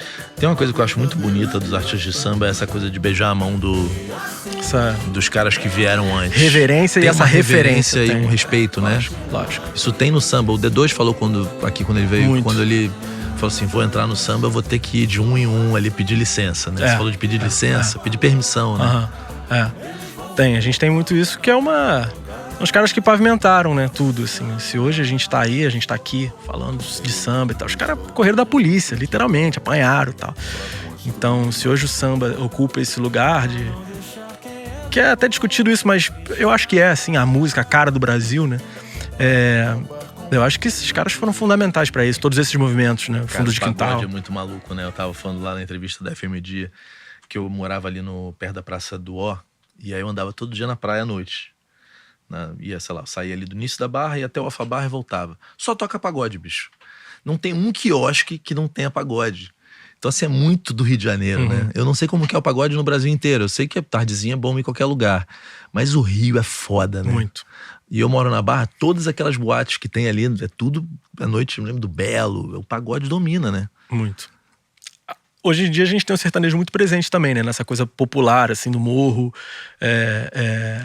Você sentiu lá da onde você veio na Pavuna, hoje você sente que o pagode entrou, o sertanejo entrou muito, também? Já na minha época, já quando eu tocava. Porque já... o funk com certeza, né? Sim, o funk faz parte, música... né? Somos ali do mesmo chão, mas o sertanejo entrou muito. Já na minha época, lá atrás, 2010, assim, já tava muito forte. Assim, hoje em dia ainda mais.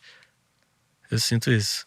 Mas é impressionante o pagode no Rio de Janeiro. Sim, não, mas é uma coisa que assim, a gente pode estar em todas essas listas aí e tal, não encabeçando a parada, mas na rua, assim, ainda é muito forte, ainda é muito presente aqui, sabe? É uma cultura que é muito nossa mesmo. E é muito bacana ver labels como Tardezinha, muito, né, cara? Enchendo o estádio. Chegou aí alguma vez? Não foi. Cara, é impressionante. O CEO da parada veio aqui e, cara, os números são impressionantes. É um Rock in Rio, cara. Maravilhoso. Só que, cara, deles, né? Não precisa contratar, sei lá, a Lady Gaga pra botar... E é uma grande celebração, né? Ao pagode, e ao samba, repertório, né? Exatamente. É isso que eu te falo. A gente tinha comentado dessa coisa das regravações, que foi um movimento que começou a chegar justamente por ser rentável, por dar grana e tal. Começou a chegar nesses grandes artistas. O Thiaguinho é um cara que lança disco de inédita e coloca música nova pra trabalhar e tá tudo certo, não precisa. Mas ele fez, por quê? Porque gosta pra caralho, porque bebeu nessa fonte e também porque isso funciona, sabe? E é esse sucesso que é. Não, e gera dinheiro pros compositores. Exatamente. Imagina o que não dá de ECAD ali pra ficar num estádio Exatamente, lotado, mas né? é o Thiaguinho. Do repertório todo que tá lá, do Tardezinha, dessa grande celebração, tem muita coisa que é dele. Que tá lá, que ele construiu desde a época do Exalta e depois na sua carreira solo. Por quê? Porque não abdicou do novo, da criação, entendeu? Sim. Então a minha questão é um pouco essa, assim, quando a gente tá muito debruçado e escorado nessa coisa do que tá garantido, e você deixa de construir uma nova história, sabe? Eu acho que esse é um lugar bengala também, perigoso, né? exatamente. Porque você senta no show e fala assim, bom... Tá você ganho. olha pro setlist, você fala assim, a primeira tá ganho. Conhecida, tava na quinta, eu toco a minha, foda-se, porque a sexta é aquela que todo mundo já conhece, né? É uma bengala perigosa mesmo. Se torna cômodo, você, né? Enfim. Mas é bonito ver o Sorriso Maroto lotando estádio. Maravilhoso. Assim. Acho que é um momento do samba e muito empresário grande, novo, que cresceu com esses artistas novos. Os caras acabaram de tocar no estúdio dos Beatles, o Sorriso Maroto, entendeu? Gravaram lá Fundo de Quintal. Isso tem um tamanho, um significado enorme pra gente, sabe? Então é muito importante mesmo, é muito bonito esse momento que a gente tá vivendo, né? E... A Gabi e a Júlia nunca tinham trabalhado no pagode, né? Como que tá sendo pra elas? Deve ser um universo diferente. Então, a Gabi fala muito isso, assim, que a Júlia, ela, desde sempre, ela tava tentando trazer a Júlia pra trabalhar com a gente, porque a Júlia, apesar de trabalhar nesse universo da MPB, ela sempre foi muito do samba, né? Ela sempre frequentou e conhece todo mundo. Ela é amiga do Prateado há muitos anos, conhecia o Arlindo, amiga de todo mundo. Porque a Júlia é muito descolada também, exatamente, né? Ela é gostava, amiga de muita gente. E gosta muito da coisa, do samba, de frequentar e tal. Então, a Gabi sempre tentou trazer a Júlia pra perto, justamente por esse motivo, porque achou que ela ia agregar muito, né, ao trabalho com esse conhecimento dela do universo. E, de fato, agrega demais. Então, assim... A gente encontra algumas dificuldades, né, por não ser tão desse universo assim, né, na parte delas. Mas o fato da Júlia conhecer muita gente e tal ajuda muito. Assim, as duas são profissionais maravilhosas, né? Então a gente consegue se movimentar e construir a nossa história de um jeito que eu acho bacana. Assim, eu tenho muito orgulho da nossa trajetória, sabe? Eu acho que as coisas acontecem pra gente no tempo que tem que acontecer. Eu tenho gostado muito também de envelhecer, de amadurecer, sabe? Eu acho que é um processo bonito, assim, que a gente vai deixando de ter umas noias na cabeça, assim, vai respeitando mais o tempo das coisas e aproveitando mais todo o processo. Então, eu tenho muito orgulho, assim, de tudo que a gente tá construindo, desse álbum, desse novo, da nossa trajetória. Eu acho que a gente não atropela nada, a gente não voltando aquele papo lá da banheira do Gugu, sabe? A gente não virou um tema aqui. A gente não inverte a ordem das coisas, sabe? A gente tenta conquistar nossas paradas, o nosso espaço, mas, cara, sendo coerente, assim. Até porque o pedigree das duas é foda, né? João Bosco e Geraldo Azevedo, pra mim, caras que nunca fizeram concessão alguma pra nada. Exatamente, né? são as referências que eu tenho. Tô perto ali de alguma forma, não posso, né? Você vê até mesmo o Geraldo perto dos outros da turma dele, eu acho que é o mais contido, né? Sempre ficou mais no cantinho dele, assim.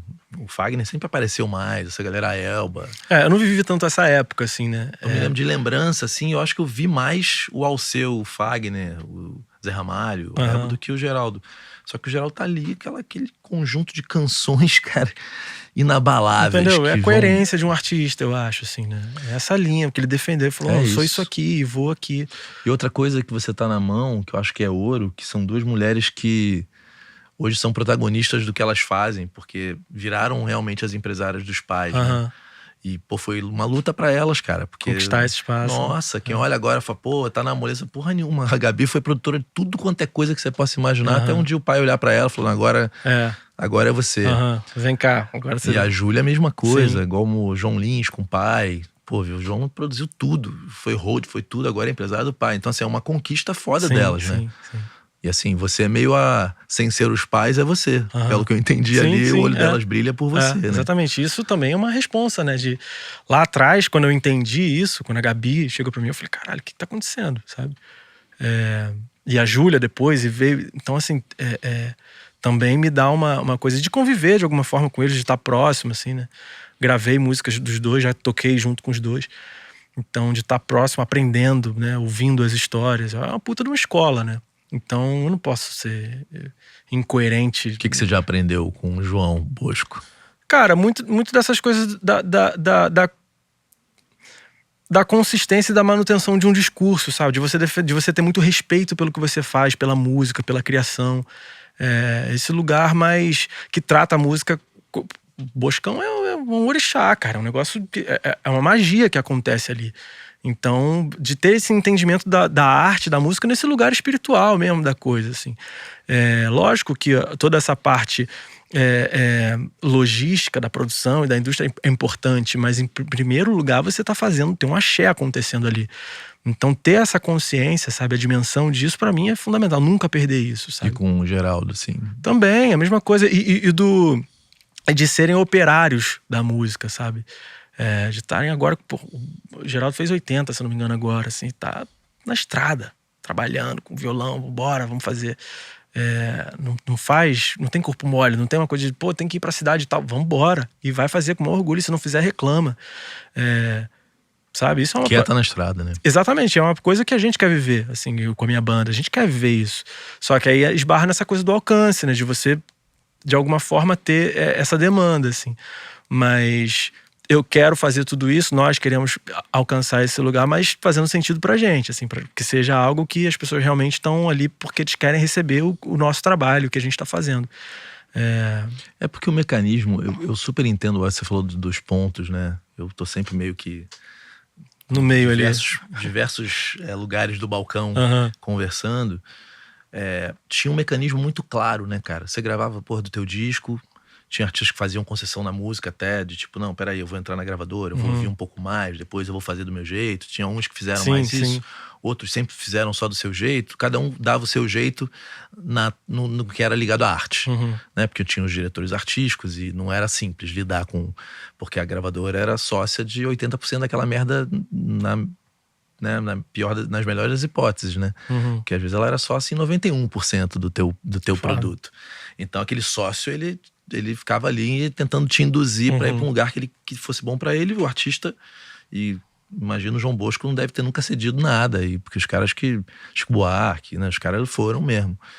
E tinha esse mecanismo, né, cara? Tinha uma equipe de divulgação que rádio e TV, ponto. Então o artista meio fala assim, cara, então tá, eu vou ralar pra caralho, uma hora vai aparecer esse combo, e aí eu vou fazer esses programas e rádio, e aí a coisa vai girar. E era meio simples, se você parar pra pensar... não tinha muito segredo. Qual era o segredo? Ter a música boa. Né? Então tinham discos que iam, discos que não iam, tinha artistas que ia parar na geladeira, tinha de tudo. Mas assim, o mecanismo era o mesmo, todo mundo era testado do mesmo jeito, né? De repente o jeito não tem mais, não tem mecanismo. Você perguntar pra qualquer cara aí, como que faz? Ninguém tem a resposta. Não tem o mecanismo. Não, o negócio é o seguinte, me dá R$1 milhão, botar no rádio, você explodiu. Não explode. Senão, cara, teriam 1000 bandas sertanejas e só tem sucesso umas 20.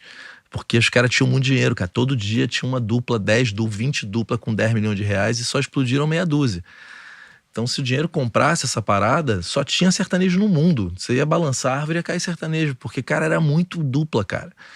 Muita dupla. E ficaram poucas. Quem são as relevantes? Aí você vai lá, Henrique Juliano, Jorge Martins. Mas aí será que não é porque aquilo que a gente tava falando da bolha também? Que talvez chegue pra gente, assim, eu também não sei te responder isso. Eu converso com os empresários, assim, no fim ficaram poucos.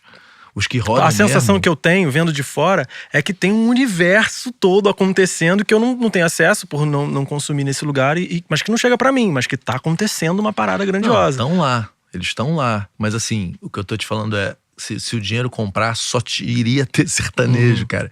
Porque os caras se retroalimentam e eles investem muito A gente não vê isso nos outros segmentos, né? O cara junta dinheiro, o cara faz, só do número de shows que esses malucos fazem. Eu não conheço nenhum artista que fazia 35 shows, né? Conhece alguém do nosso universo? Que não, nem quer fazer. Os caras que se arrumaram um jeito de fazer 35, bicho. 40 no mês, tem dia que o sertanejo tem 3. E aí os caras foram, como que faz? Então a gente tem que ter um avião. Então tá, vale a pena, o custo vai pagar, porque a gente vai fazer 3 num dia, então compra um avião. Os caras, esses sim são operários da música num patamar. E aí os caras fazem mais dinheiro, né, cara? A mente voltada pro negócio. Não tiram né? férias. Esses malucos tem que bater palma. Não é a música que eu escuto, né? Eu escuto mais Geraldo Azevedo do que sertanejo. Mas assim, eu olho pra aqueles caras e falo, caralho, que drive de trabalho.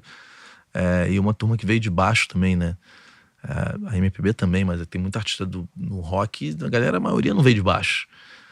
Você vai ver a história do Michel Teló, desses caras, tudo boa fria, os caras não tinham nada. Leonardo, Chãozinho Chororó, não tem um ali que tenha vindo de uma família que estudou na PUC. Entendeu? E eu às vezes vejo a galera ter pouco respeito pela essa história, sabe, desses caras, porque o rock nacional tem sempre um que estava na PUC. Você já viu a entrevista aqui? Não, aí meu pai, eu fui morar em Nova York, aí eu fui passar um tempo em Paris. O rock nacional era elitista, né? O rock dos anos 80, de Brasília, todo mundo filho de diplomata. Então, essa galera, assim como o samba e o funk, vem todo mundo muito de baixo, né, cara? Não, isso que você falou da coisa do respeito, acho que isso é fundamental, né? Em qualquer área da vida, assim, né? A gente não pode nunca perder essa dimensão. Assim, todo mundo tá no seu corre, né? Tá cada um fazendo o seu e defendendo o seu e tá tudo certo. Eu acho que você, cara, tá num caminho que é lindo, que é construir um legado, né? Eu sou comprometido com isso, cara, mais do que aquilo que eu falei, assim, deve ser maravilhoso conquistar todas essas coisas. Eu tô pronto, universo de novo, se for da sua vontade, eu tô pronto. Mas sem conta Mas eu artista. quero ter coerência, sabe? Eu quero conquistar todas essas coisas, mas sendo coerente e olhar pra trás. Eu quero ver essa entrevista daqui a 10 anos e falar, cara, eu mudei, lógico, em 10 anos a gente muda. Daqui a 10 anos eu tava aqui com você de novo, você falou, pô, cara, quando eu tinha, 27, é muito, a gente olha pra trás, mas eu tenho certeza que você vai ter orgulho do que você tá falando aqui. Sim, né? eu acho, assim, porque já acontece isso comigo quando eu olho pra trás, quando eu vejo 2015 lá no Solar de Botafogo, falo, quando eu lembro daquele papo com a mestre, falo assim, que maneiro. Eu era mais rebelde mesmo, Você era mais rebelde? Eu era mais, eu ainda sou um pouco, eu acho, mas eu acho que eu já tô muito mais maleável, assim, muito mais aberto às coisas. Agora, como que é casar com uma das empresárias, bicho? Porque cara, é muito de boa. Vocês dividem assunto direito, assim, não, em casa não se fala de trabalho, ou é impossível? Não, a gente não tem isso, assim, é muito de boa. A Júlia é uma pessoa maravilhosa, assim, é uma grande parceira que eu tenho na vida. Tenho muita sorte de tê-la por perto. Eu sou um cara muito abençoado, né, Clê? Eu tenho muita sorte na vida, assim, eu sempre falei isso. E a Júlia é minha grande sorte, assim, né? Porque além de ser uma grande companheira, uma parceiraça que eu tenho na vida, que eu dou risada, que eu divido minhas dores, minhas angústias, tudo, as alegrias, todos os momentos, a gente tem esse sonho junto, né? A gente trabalha junto e vive a música. Ela tem muito respeito pela música, né? De onde vem, a casa que vem. Então, é maravilhoso dividir a vida com ela, dividir o trabalho, dividir o sonho, as conquistas. E com a Gabi também, né? É um grande trabalho em família, assim, porque a Gabi, que é meio minha mãe, assim, e a Júlia, minha mulher, e a gente somando forças e trabalhando e lutando para conquistar as coisas. Eu tenho muito orgulho, assim, da nossa história. Eu acho que a gente vai construir coisas muito bonitas juntos, assim. Acho que a gente já construiu coisas já tá legais. construindo, né? O Pavuna que entra pra gravar o segundo disco, o que mudou? Eu acho que um processo de amadurecimento pessoal, artístico. Dessa vez eu fui gravar com o Leandro Sapucaí, que é um outro ídolo que eu tenho, com os arranjos do Jotinha, o Dream Team lá, o Mauro Diniz gravando cavaquinho comigo. Mano, o que tá acontecendo? E o processo igual, você mandando as tuas guias? Mandando as guias, eles sempre respeitando muito, assim. Dessa vez a gente escolheu uma temática mais romântica, mais canções. Nesse primeiro, a gente tem um leque um pouquinho mais variado. A gente tem um samba mais pra frente, a gente tem partido alto e tem as canções também. As novas é Marola, Sacada do Amor. Isso, essas da capa azul aí, né? O Flores e um Poema, esse álbum. Foi um álbum que eu optei mais por canções, assim, por uma coisa mais romântica. Essa eu acho que é a grande exceção do disco, inclusive é a música que está sendo trabalhada no rádio e tal, que tem um papo mais jocoso, uma coisa mais moderna, mas todas as outras têm uma temática mais de canção, mais romântica. Mais romântico. Vou tentar pela 10ª vez gastar todo o meu português. Quem sabe assim. Essa música é sua. E Todas o teu as núcleo músicas. de composição continua? Vocês continuam se encontrando? Como eu falei, assim, eu escrevo muito sozinho, né? Esse disco eu tenho algumas parcerias. Eu tenho uma com JP, que é Dois Corações. Tem uma com Elvis Marlon, que é o Enredo de Cinema. Agora não sei se tem outra. Mas no primeiro disco eu tinha mais parceiros, assim, né? Eu sou um cara que eu escrevo muito sozinho, né? Então, E o teu processo é o quê? Letra primeiro ou tu vai fazendo junto? Não, vai junto. Vai junto. Vem uma ideia, geralmente uma melodia, né? Vem a ideia da melodia. E às vezes eu já vou esboçando um tema ali, uma palavra. O Marola foi mais ou menos assim. Eu cantando, tomando banho. Marola, Marola, Marola. Ih, calma aí, tem uma coisa aqui. Aí comecei a desenvolver e virou esse som.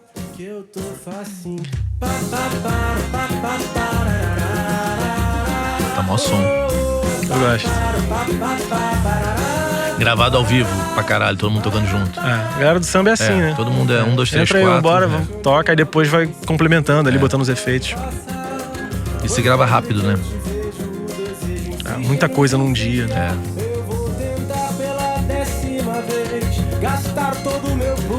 Quem gravou o baixo desse? Cara, foram dois baixistas, eu não vou lembrar o nome deles agora. Uns que foi... Eu não vou falar pra não Porque os errar. baixistas são os monstros, né? Mas foi um baixista jovem, o Zazá. Zazá. Essa música foi o Zazá que gravou, que é um baixista jovem dessa galera da internet, assim. Mas no primeiro todo do prateado, né? Que é o cara do contrabaixo do Aquela samba. mão direita dele é um negócio... É um negócio bizarro, né? No prateado é. Mas tem os baixistas muito foda mesmo, na galera do samba. Cara, assim, no samba, porra, muito invocado. os cara. músicos do samba. É igual... Os percussionistas, a galera do violão. Assim, a galera toca muito. É igual a galera do gospel, cara. A galera do gospel é muito sinistra. Sai muito músico bom da igreja. Deve parar músico de igreja no samba também. Sim, e também tem muito músico do samba que vai pra igreja depois. Depois, né? Mas o samba, a música brasileira, assim, né, e tal, mas o samba, né, tem uma coisa de... Muito difícil de tocar, né, cara? Difícil. Violão de samba, cavaquinho, assim, tem um swing, é uma parada que é difícil. Pega as letras do Delcio Luiz, vai tirar as harmonas, tudo... Prateado, tudo torto, as músicas foda. Eu me lembro quando o pagode romântico explodiu, né? Tinha aquelas... Porra, sou mais velho, né? Músicas cifradas, né? Na banca de jornal, né? Uhum. Aí explodiu. Antes era rock, aí de repente explode pagode. Aquelas revistinhas você queria tocar, tinha umas fáceis. Mas quando vinha no Exalta Samba, né? Caralho! As músicas Aí são tinha foda. uma revista que era Pagode Sem Pestana. Aí, tipo, porra... Eu sempre simplifiquei tudo. Dó com a quinta aumentada, o caralho, a 11ª potência, não sei o que, dó maior. No início você fazia isso? Isso aí. E assim, eu não sou músico de tocar execução, de gravar, tocar. Você usa o instrumento mais pra compor. Pra compor e pra tirar minha onda ali. Eu subo no palco, peço o tom e tal, e vou levando, mas eu tenho uns meninos que estão ali atrás segurando a onda, porque senão. Aí eu paro, tomo um gole. Quando a gente canta um Kleber Augusto, Delcio Luiz, tem um momento que eu paro, dou um gole, deixo o instrumento Cervejinha. quieto. E aí eles. O que aconteceria carregam... no samba se acabasse a cerveja no mundo, hein? Pô, ia ser foda. Ia ser foda. Cara, é porque é muito da cultura a cerveja, Muito, né, muito. cara? É, porque eu acho que vem dessa coisa do terreiro mesmo, dessa coisa informal, de estar junto, assim, de ser uma grande celebração, uma festa. Daí vem esse lugar espiritual que eu tô falando. Eu acho que... Você acha que é por isso que tem essa coisa de pedir passagem, de Eu reverência? acho. Vem da questão da religião, Eu né? acho super. Do cara ser um orixá Eu e acho super, todo mundo... eu acho super. Porque foi assim que nasceu, né, cara? Assim que a coisa aconteceu. Então, eu acho que a gente ter essa consciência é o mínimo, assim, sabe? Mas ter esse respeito, ter esse lugar, assim, eu acho que o samba tem realmente esse... Tem. E isso volta pra você de alguma forma, assim, sabe? Eu acho que você também recebe umas respostas, assim, também do universo, assim, que acontecem umas coisas. Eu lembro de uma história, eu gravei uma música uma vez num projeto que a gente fez de estúdio, assim, com umas regravações. Foi antes do meu primeiro disco, um EP. Eu gosto de álbum, né? Então, quando a gente faz um EP, um trabalho assim, eu chamo de um especial, de um projeto. E aí eu gravei uma música do Almir Guineto, que eu sou muito fã do Guineto. Inclusive eu tenho minha casa lá no Morro do Salgueiro. Depois que eu saí da Pavuna, eu fui morar no Morro do Salgueiro, na Tijuca. Que é um lugar que eu amo, que tem essa relação com o samba do carnaval, né? Porque na Pavuna a gente não tinha muito isso, né? Da escola de samba e tal. Lá no Morro do Salgueiro a gente tem. E eu sempre muito fã do Guineto. E eu gravei uma música do Guineto nesse projeto. E aí a gente tava estudando a possibilidade, muito doido isso, a gente tava estudando a possibilidade de de gravar uma parada assim, fazer umas regravações do Guineto, fazer um projeto especial. E aí a gente tava debatendo isso numa reunião e tal, vamos pensar sobre quem tem o contato, com quem fala. Beleza. Passaram uns 2 dias, eu em casa, assim, de bobeira, meu telefone tocou. Aí eu atendo o telefone, aí era uma mulher chamada Regina. Oi, tudo bem? Aqui é a Regina, é o Tauan que tá falando, Pavuna e tal. Sou eu. Eu sou a viúva do Guineto. Eu já fiquei, caralho, já pensei que era sobre isso, né, do projeto e tal. Eu falei, oi, tudo bem? Poxa, que legal falar com você, eu tô te ligando, eu achei seu número, não lembro como ela conseguiu meu contato. Ela pediu meu telefone pela rede social, porque conseguiu, enfim. Me ligou e falou, porque me mandaram o seu vídeo cantando essa música do Guineto. Eu queria te ligar pra falar com você, pra te agradecer, porque eu amei, porque eu achei bonito e tal. E eu, assim... muito mais legal do que você imaginou. E eu, assim, no telefone, mas não é porque eu achando que alguém já tinha entrado em contato sobre o que a gente queria fazer do projeto. Não era nada disso. Foi porque chegou nela e nós viramos amigos, assim, eu sou amigo hoje da família do Guineto, da Sheila, que é filha do Mestre Louro. A Regina, né, a viúva do Guineto, sou amigo, eles foram em shows e a gente, né, frequenta a quadra do Salgueiro, encontro elas lá. Então, assim, virou uma relação que eu acho que vem muito desse lado. Eu não conhecia o Guineto, né? Mas eu acho que, de alguma forma, esse espírito da reverência, ele se manifesta, né? Ele se manifesta nessas coisas, nessa proximidade com a família, que eu brinco que é a família real do Salgueiro. E tem uma generosidade dos mais velhos no samba também. A gente vê isso no sertanejo. Sempre falou dessa coisa empresarial, mas eu acho que tem uma troca mesmo ali, deles se frequentarem. No samba tem muito isso, né? Do artista novo, que o mais velho participa do disco. Você tem muito isso, desde sempre teve, né? Tem. Também tem as questões... de imposição das coisas, tipo gravadora, esses bem bolados que acontecem. Às vezes devem ter, porque... Sim, mas... Vou botar o cara ali pra trabalhar essa música que vai ser mais fácil andar, né? Mas tem, genuinamente, essa relação, esse olhar.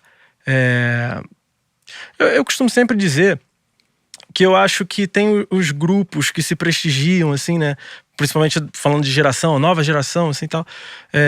Porque as pessoas falam, às vezes, que o samba é desunido, a nova geração. Tem uns papos assim, né? Eu não vejo muito por aí. Eu acho que é um processo muito natural, até, das suas tribos, assim. Tem as pessoas que se relacionam, que têm mais afinidade, e que estão ali se relacionando. Isso não quer dizer nada, assim, sabe? O que me incomoda um pouco é quando você tem pessoas que, explicitamente, assim, não têm relação com você ou com o seu trabalho, e por uma questão de política e social, assim, sabe? Tem um tratamento, uma mise-en-scène que não é de verdade, sabe? Isso é uma coisa que eu fico meio... Pô, e isso eu acho que é algo que eu evito um pouco nos bastidores, sabe? Da música, que a gente sabe que acontece, assim, né? Quando você abre, você vira meme de alguma coisa, você vai ver e tem comentário da galera dando, sabe? Porrada e zoando, e aí depois te vê e chega aí, vem cantar aqui, fulano... Não precisa, né? Não precisa. Eu sou muito verdadeiro, assim, sabe? Sou muito honesto com essas coisas. E deve sofrer com isso pra caramba. Cara, assim, não acho que mais do que ninguém. Acho que na medida, normal, como todo mundo. Mas a forma como eu reajo a isso, eu acho que é diferente. Assim, eu não tenho muito... Eu não bato muita palma, assim, sabe? Eu não sou muito de tapinha nas costas, galera. Pô, não, cara, cada um na sua e tá tudo certo. Respeito pra caralho. Tem gente que... Você não precisa gostar da pessoa pra gostar do trampo e vice-versa, entendeu? Então eu tenho um pouco... Tem coisas que eu amo o ser humano e detesto a música. Pois é, inclusive nesse meu processo de 2020 pra cá, que eu falei de estar realizando sonhos e conhecendo meus ídolos e tal, assim, às vezes é aquele caso que você preferia não ter conhecido, que você fala assim, pô, eu prefiro ficar com a memória da obra, entendeu? Mas são humanos, né? Somos todos humanos, assim. A gente volta naquele papo. Eu acho que a obra, o que você faz, assim, o que você produz é maior do que tudo isso. Você tem que saber separar, né? Porque não é seu. Não é seu. Acho que vem de um outro lugar, assim. O que eu sou humano. Eu vou descer aqui, vou tomar uma cerveja e tal, não sei o que, falar merda. Esse sou eu. Mas quando eu tô ali fazendo a minha música ou escrevendo meu texto em cima do palco no teatro, sabe? A gente tá ali a serviço de uma coisa maior, assim. Eu acho que vem daí essa separação do que é obra, do que é artístico, do que é espiritual e maior do que a gente, e o que é o Tauan, o Clemente, sabe? A gente aqui, humano. O meio artístico tem uma coisa esquisita que é o meio os contextos, né? Então... De repente você é importante todo mundo gostar e todo mundo gosta. Eu tinha um amigo lá na Pavuna que falava assim, porra, a gente aqui, cara, a gente fica meio à margem, assim, porque a gente não arreganha a cara com facilidade. A gente é meio... Qual foi? Eu nem sou tão assim, eu sou de boa. Mas eu entendo esse meu amigo, assim, porque tem umas coisas que a gente vê, assim, que eu vejo que, cara, pô, não precisa. Tem uma menina que eu conheci pessoalmente agora há pouco tempo, uma cantora maravilhosa, que eu adoro o trabalho dela, assim, acho que sou foda, sou fã. Eu achei tão honesto, achei bonito, assim, elegante, que eu conheci. E aí, tudo bem? Pô, prazer te conhecer pessoalmente. Não sei, cara, eu adoro suas coisas, adoro seu trabalho. Vejo tuas paradas maneiro, pô, parabéns e tal. Não sei o que. Ela falou pra mim assim, pô, que bom, cara, obrigado, de verdade, assim, muito importante pra mim, valeu mesmo e tal. Ela não falou pra mim de volta, eu também adoro suas coisas, também vejo. Porque não precisa. E eu entendi, e tá tudo certo. Entendeu? Você não precisa. Mas não, tem gente que, porra, não, pô, imagina, favor, cara. E você sabe que não é. E você sabe que não é. A gente não é idiota, entendeu? Então esse lugar é um lugar pra mim que, pô, bicho, a gente é adulto, tudo. Não precisa.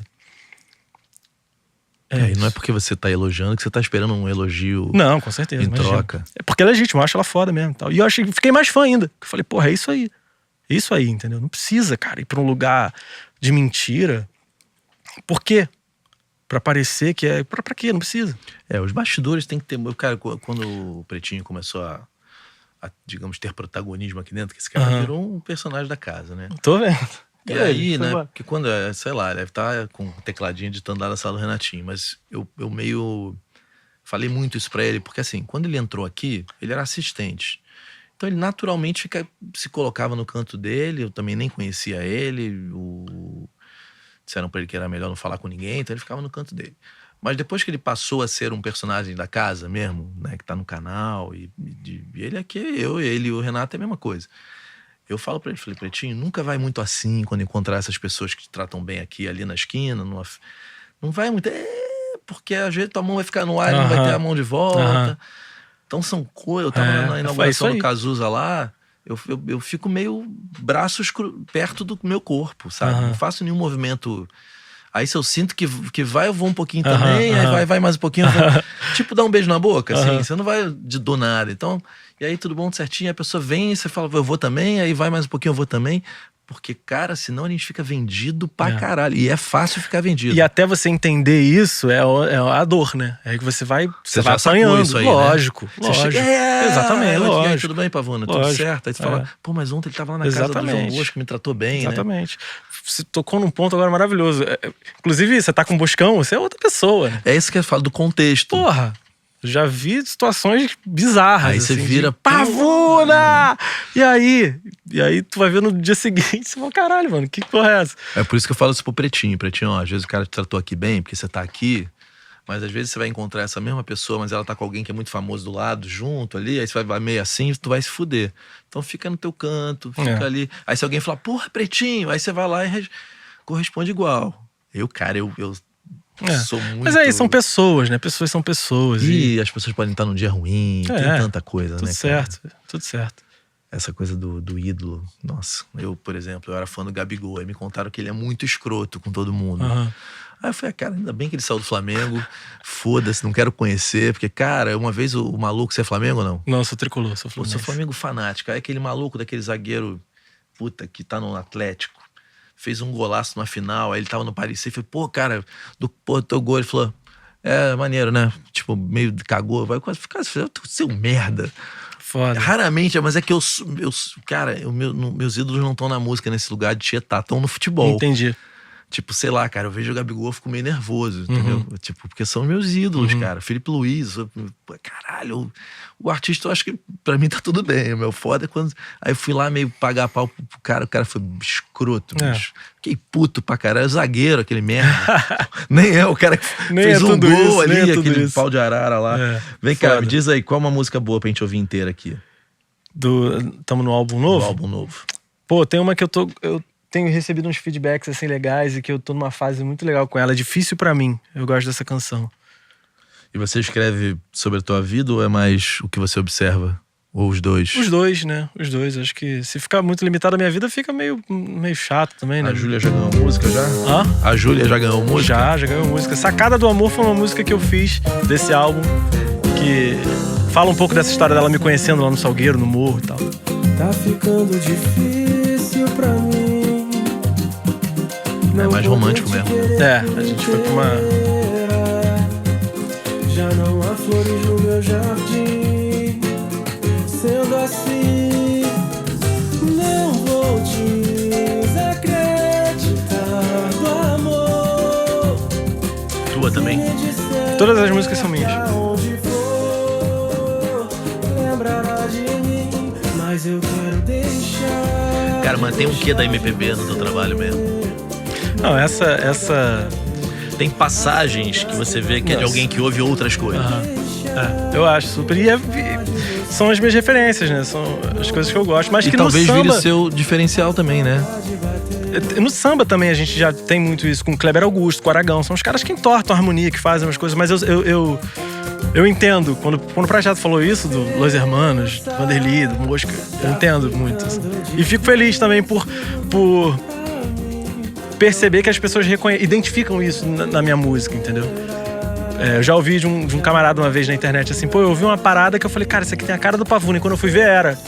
Falei, porra, então, Isso é legal, muito, passa a ser uma assinatura. Isso é muito legal. Eu acho isso pra mim tem muito mais valor do que fazer um show na noite e ficar todo mundo uhul.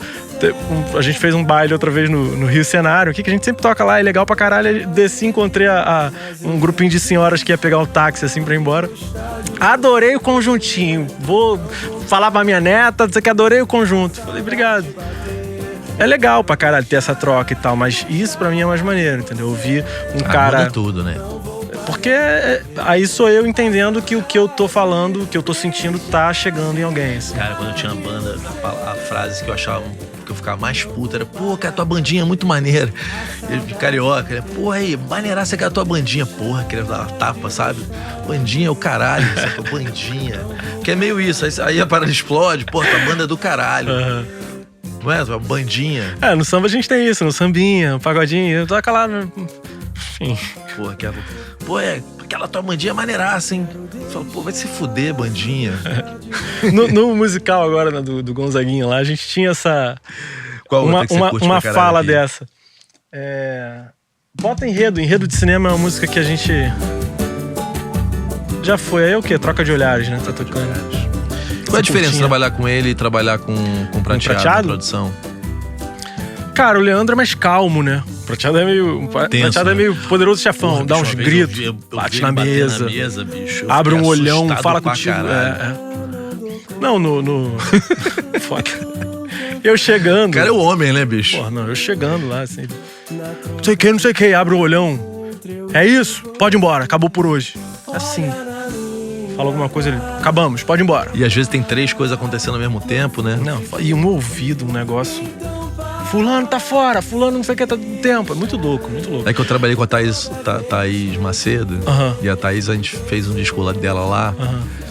E aí era foda, bicho, porque assim, ele dava uns esporros na galera. E aí ele gravava os esporros no VS, né? Aham. Então no show, os caras ouviam o esporro pra sempre, cara. Porque ele fazia o VS com o esporro. Ó, virando aí, ó! Os caras tinham que Os tocar. comandos, é foda. Foda. Mas eu acho o Leandro mais calmo, assim, mais. Eu ficava mais calmo, assim, trabalhando com o Leandro, sabe? Ficava mais.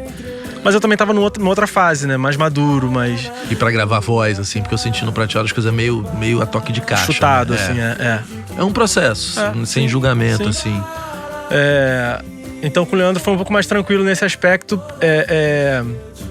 Foi um número menor de faixas também. E como eu te falei, esse processo de estar mais maduro, já ter vivido esse lugar do estúdio também, né? Porque foi a primeira vez que eu pisei num estúdio, que foi com o Prateado. Então, né? Tempo E é dinheiro, até aquela correria. de questionar, né? Não, lógico. Você faz isso aqui, arranjo tá bom. aí, Não, imagina. De jeito nenhum. Imagina. Mas com o tempo, e as meninas também me ajudaram muito com isso, assim, De né? ser interlocutores também, né? De ir aqui, né? Tateando e tal, e a gente chegar num resultado que eu amo, assim, né? Eu sou amigo da Mariana Aidar, assim, a gente conversando. Uma vez ela falou, nessa época do primeiro disco, ela falou pra mim, cara, é muito importante você se reconhecer no teu trabalho, sabe? Você ouvir o teu disco, principalmente depois de um tempo, assim, e falar, cara, esse aqui sou eu, daquele tempo, mas sou eu, tô ali, é honesto. E eu sinto isso com o meu trabalho, Que é sabe? algo que a Júlia não tem com o disco dela. Não sente com o disco dela, isso é uma pena, né? Deve ser uma... Ela falou. Sim, sim. E talvez se o processo dela. É porque eu acho que ela tá muito feliz fazendo o que ela tá fazendo, torço muito por ela. Uhum. Mas talvez se o primeiro disco dela fosse algo que ela tivesse se reconhecido ali pra caralho, Sim. talvez ela tivesse levado isso. São vários, talvez, Sim, né? sim. Mas o processo ser saudável, né? Você Porque se você reconhecer vai é amadurecer pra caralho e vai certamente algum disco lá na frente você vai olhar e falar, pô, aquele disco ali eu não gostei tanto. Hoje eu olho pra trás, mas já é normal também, né? Normal. Tu se ouve? Ou tem agonia de se ouvir? Não, eu me ouço, eu não em público de jeito nenhum, assim. Aqui, curiosamente, tá rolando, porque a gente tá no papo e Mas tal, no mas... carro, sozinho, você se ouve? Sim, sim. Mas não com frequência também, às vezes, só quando eu quero revisitar o trabalho, dar uma olhada, né? Ou quando eu tô escrevendo alguma coisa, eu vou ali, vejo como tá, mas não tenho esse hábito, não.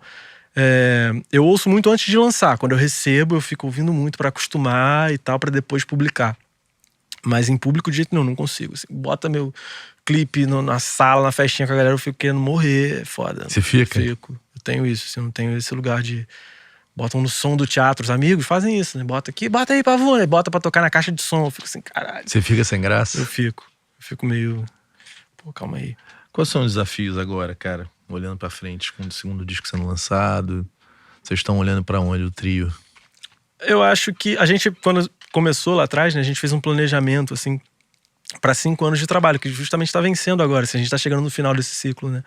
E iniciando um novo com esse novo trabalho. Eu acho que é disseminar de alguma forma essas canções, assim, fazer elas chegarem nas pessoas, ampliar a nossa voz. Inclusive, obrigado mais uma vez por estar aqui, assim, porque eu acho que feliz é um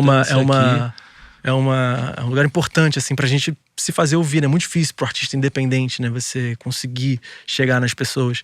Então, eu espero isso, aumentar, assim, o alcance da nossa voz, do nosso discurso. E conseguir trabalhar, ter recursos pra trabalhar, sabe? Porque a gente esbarra muito na coisa da grana. Assim, a gente quer fazer um disco de Gonzaguinha, a gente quer cantar coisas, sabe? Fazer um disco de inéditas e fazer coisas, projetos legais. Mas a gente esbarra muito na coisa da grana, de não ter grana. E aí tem que fazer pequenininho e tal, e vai dando um jeito. Edital daqui, edital dali, né? A gente vai se virando como dá. E colocando a própria grana. Tipo, faço um filme, pego a grana e coloco no trabalho.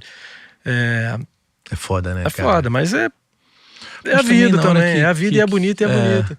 É isso aí, não tem muito o que fazer, né? E é legal pra caralho, mesmo assim, sabe? Mesmo fazendo desse jeito, você colher os teus frutos, né? Que são pequenos ali, mas que têm valor. Tem valor. Eu acho que nessa coisa da indústria do milhão, assim, a gente perdeu um pouco a referência do valor, cara, do indivíduo, assim, né? Uma pessoa chegar aqui, aquilo que eu falei do metrô, do bilhete fazer sentido pra alguém. Você atravessar um ser humano, cara, é muito poderoso, sabe? Então eu tenho, agora a gente tá com música na rádio, tá? Não sei quantos ouvintes mensais tem aí, mas você ter 8 mil ouvintes mensais, eu ganho nada com isso, mas são 8 mil pessoas, bicho, é gente pra caralho, entendeu? Era como lá atrás, quando vendia, sei lá, 10 mil cópias, não dava R$1. Mas, pô, eram 10 mil pessoas que tem um disco compraram na tua você, casa. né? Olha que loucura isso, entendeu? A gente tava vivendo um momento de... Eu vi uma mulher foda lá nos Estados Unidos, Amanda Palmer, falando assim, gente, nunca esqueçam que são pessoas. Então, os 1000 likes, esse é meu desafio, ou 80 likes, visualiza isso. Visualiza pessoas. Numa sala pequena, sala. num teatro. São pessoas que estão ali consumindo você e te... prestando atenção no que você tem a dizer, se conectando com você de alguma forma, isso é muito valioso. Então eu acho que o nosso objetivo... Você falou aqui 40 mil ouvintes mensais, né? Isso influenciado por música nova, no rádio e tal, lógico, mas quando você não tem mas nada... 40 mil ouvindo todo mês na média, né? Então... eu acho que os próximos desafios são esses, assim, é continuar tentando ampliar esse número, não pelo número, mas para você se conectar cada vez mais com mais pessoas e fazendo sentido, sendo coerente, tendo o nosso espaço, né, pra gente, que eu falei do baile, da coisa, que é a coisa da residência, né, da gente ter um lugar nosso pra tocar as nossas coisas. Isso tá sendo na loja da tua casa? A gente tá... Não tá sendo, é uma ideia, a gente tá debatendo e pensando maneiras de tornar isso possível. Lógico, a gente esbarra na coisa da grana. Tardezinha, começar pequenininho, exatamente. Né? Eu acho que essa coisa dos feats, né, que o funk e o trap fazem muito. Cara, os caras foram muito geniais nisso. Tem música que é 12, cara, juntos. É vírgula, mas é meio isso. Como que a gente pode... poesia acústica ali, fica tocando o negócio. E, cara, é muita vírgula, mas, cara, você para pensar, faz sentido. Porque você pegar, tipo, a Thaís Macedo, tá com um número bom agora porque ela gravou com Ferrugem. Com essa Thaís já, sei lá, 12, 14 anos. Aí agora ela foi pagode mesmo, era mais samba, né? Aí tu vê, cara, pô, o que o Ferrugem trouxe pra ela, a música já tá num outro patamar. E aí, cara, você vai juntando, mas quando junta você e ela também, amplifica pros dois. E esse movimento das vírgulas, ele às vezes é meio chocante. Você fala assim, caralho, a música nova dos caras tem 9 artistas. Mas são 9 audiências que se, de certa forma, juntam, né? E amplia pra todo mundo, né? A collab tem um peso muito grande, né? Importante. E no Spotify tem essa parada que vai pras 2 audiências, então aparece no lançamento dos 2, né, cara? Que é uma coisa que não tinha isso. Sei lá, o Jorge Aragão gravava no teu disco. Não era automático que ia aparecer na casa de quem comprava Jorge Aragão, não, tava no teu disco. Mas quando é no Spotify, vai parar na prateleira dele lá também. Então, aquela merda vai pros 2 lugares, né? Tem uma força... A turma de Jorge Aragão chegou muito em ti, assim, quando teve a coisa da collab. Você sentiu, assim, uma turma que ouvia ele chegando? Cara, eu acho que a galera que me ouve, assim, tem uma galera desse samba mais tradicional, assim, uma galera, uma faixa etária de uns 30, uns 50 anos, assim, sabe? Tem essa galera também, assim. Mas também tem uma galera mais jovem, sabe? Uma galera que é um público que é novo mesmo de samba e tal, que ouve. Fora a galera do próprio nicho mesmo, do próprio segmento, né? Mas... Quem são os outros pavunas, assim, e pavunas, mulheres da tua idade que estão hoje habitando essa cena nova do samba? Tem uma galera, muitas meninas, né? Que tem muitas mulheres, tem né? o movimento das meninas. Mas tem dessa minha galera, assim, tem o Fernando Procopio, que eu citei aqui, que é um super compositor, cara, escreve lindamente. Lançou já algumas coisas, ele tem um disco que tá gravado, mas que ainda não saiu. Tem o Vini Santa Fé, que é um cara que surgiu no mesmo coletivo que eu. Assim, ele já tinha o corre dele e tal, mas a gente entrou junto no mesmo período no coletivo e que virou um fenômeno, assim, né? E merecidamente, porque é um talentaço, assim, as pessoas começaram a consumir muito o trabalho dele. Tem uma galera que eu amo também, que eu acho que eles até separaram agora, que chama Família Macabu, não sei se você conhece. Não. Que também tem uma sonoridade, assim, tal, mas eu acho que eles separaram agora, mas que tem um disco maravilhoso, que é o Costumeiro, de 2016. Ou seja, tem uma cena Tem uma cena né? acontecendo, assim, mas que é isso, que tá ali fora da indústria do milhão, né? Eu sempre falo isso, assim, dessa coisa que a gente olha e fala o que tá acontecendo, sabe? De onde vem essa galera que não chega pra mim, assim. E tem muita coisa linda acontecendo. Muita coisa muito especial, mundo, assim, né? muito especial. Tem trabalhos maravilhosos acontecendo que infelizmente não chegam pro grande público, mas tá fazendo sentido pra alguém, assim. E eu acho que isso já pra mim faz sentido, entendeu? Já me atravessa e me influencia de alguma forma. Então acho que tá cumprindo ali o seu papel. O que você diria pro... Tu é novo, né, cara? Que eu pergunto isso pra uma galera mais velha. Mas se você pudesse dar um conselho pro Pavoninho aqui, moleque.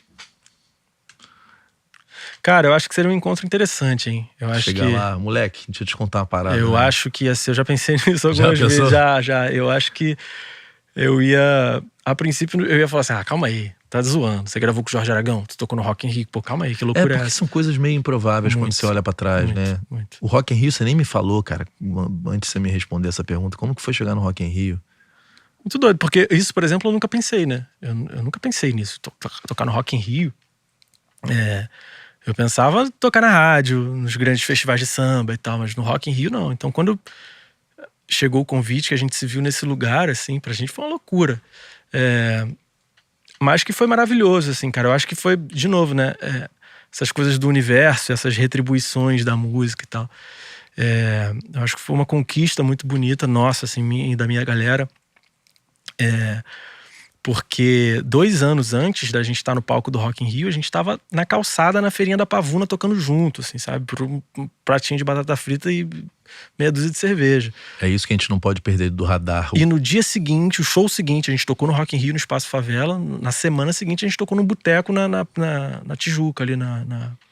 É porque não muda nada, né? Só é o mesmo caminho. E eu né? fiz questão, assim, quando... Algumas coisas que eu fiz questão, assim, né?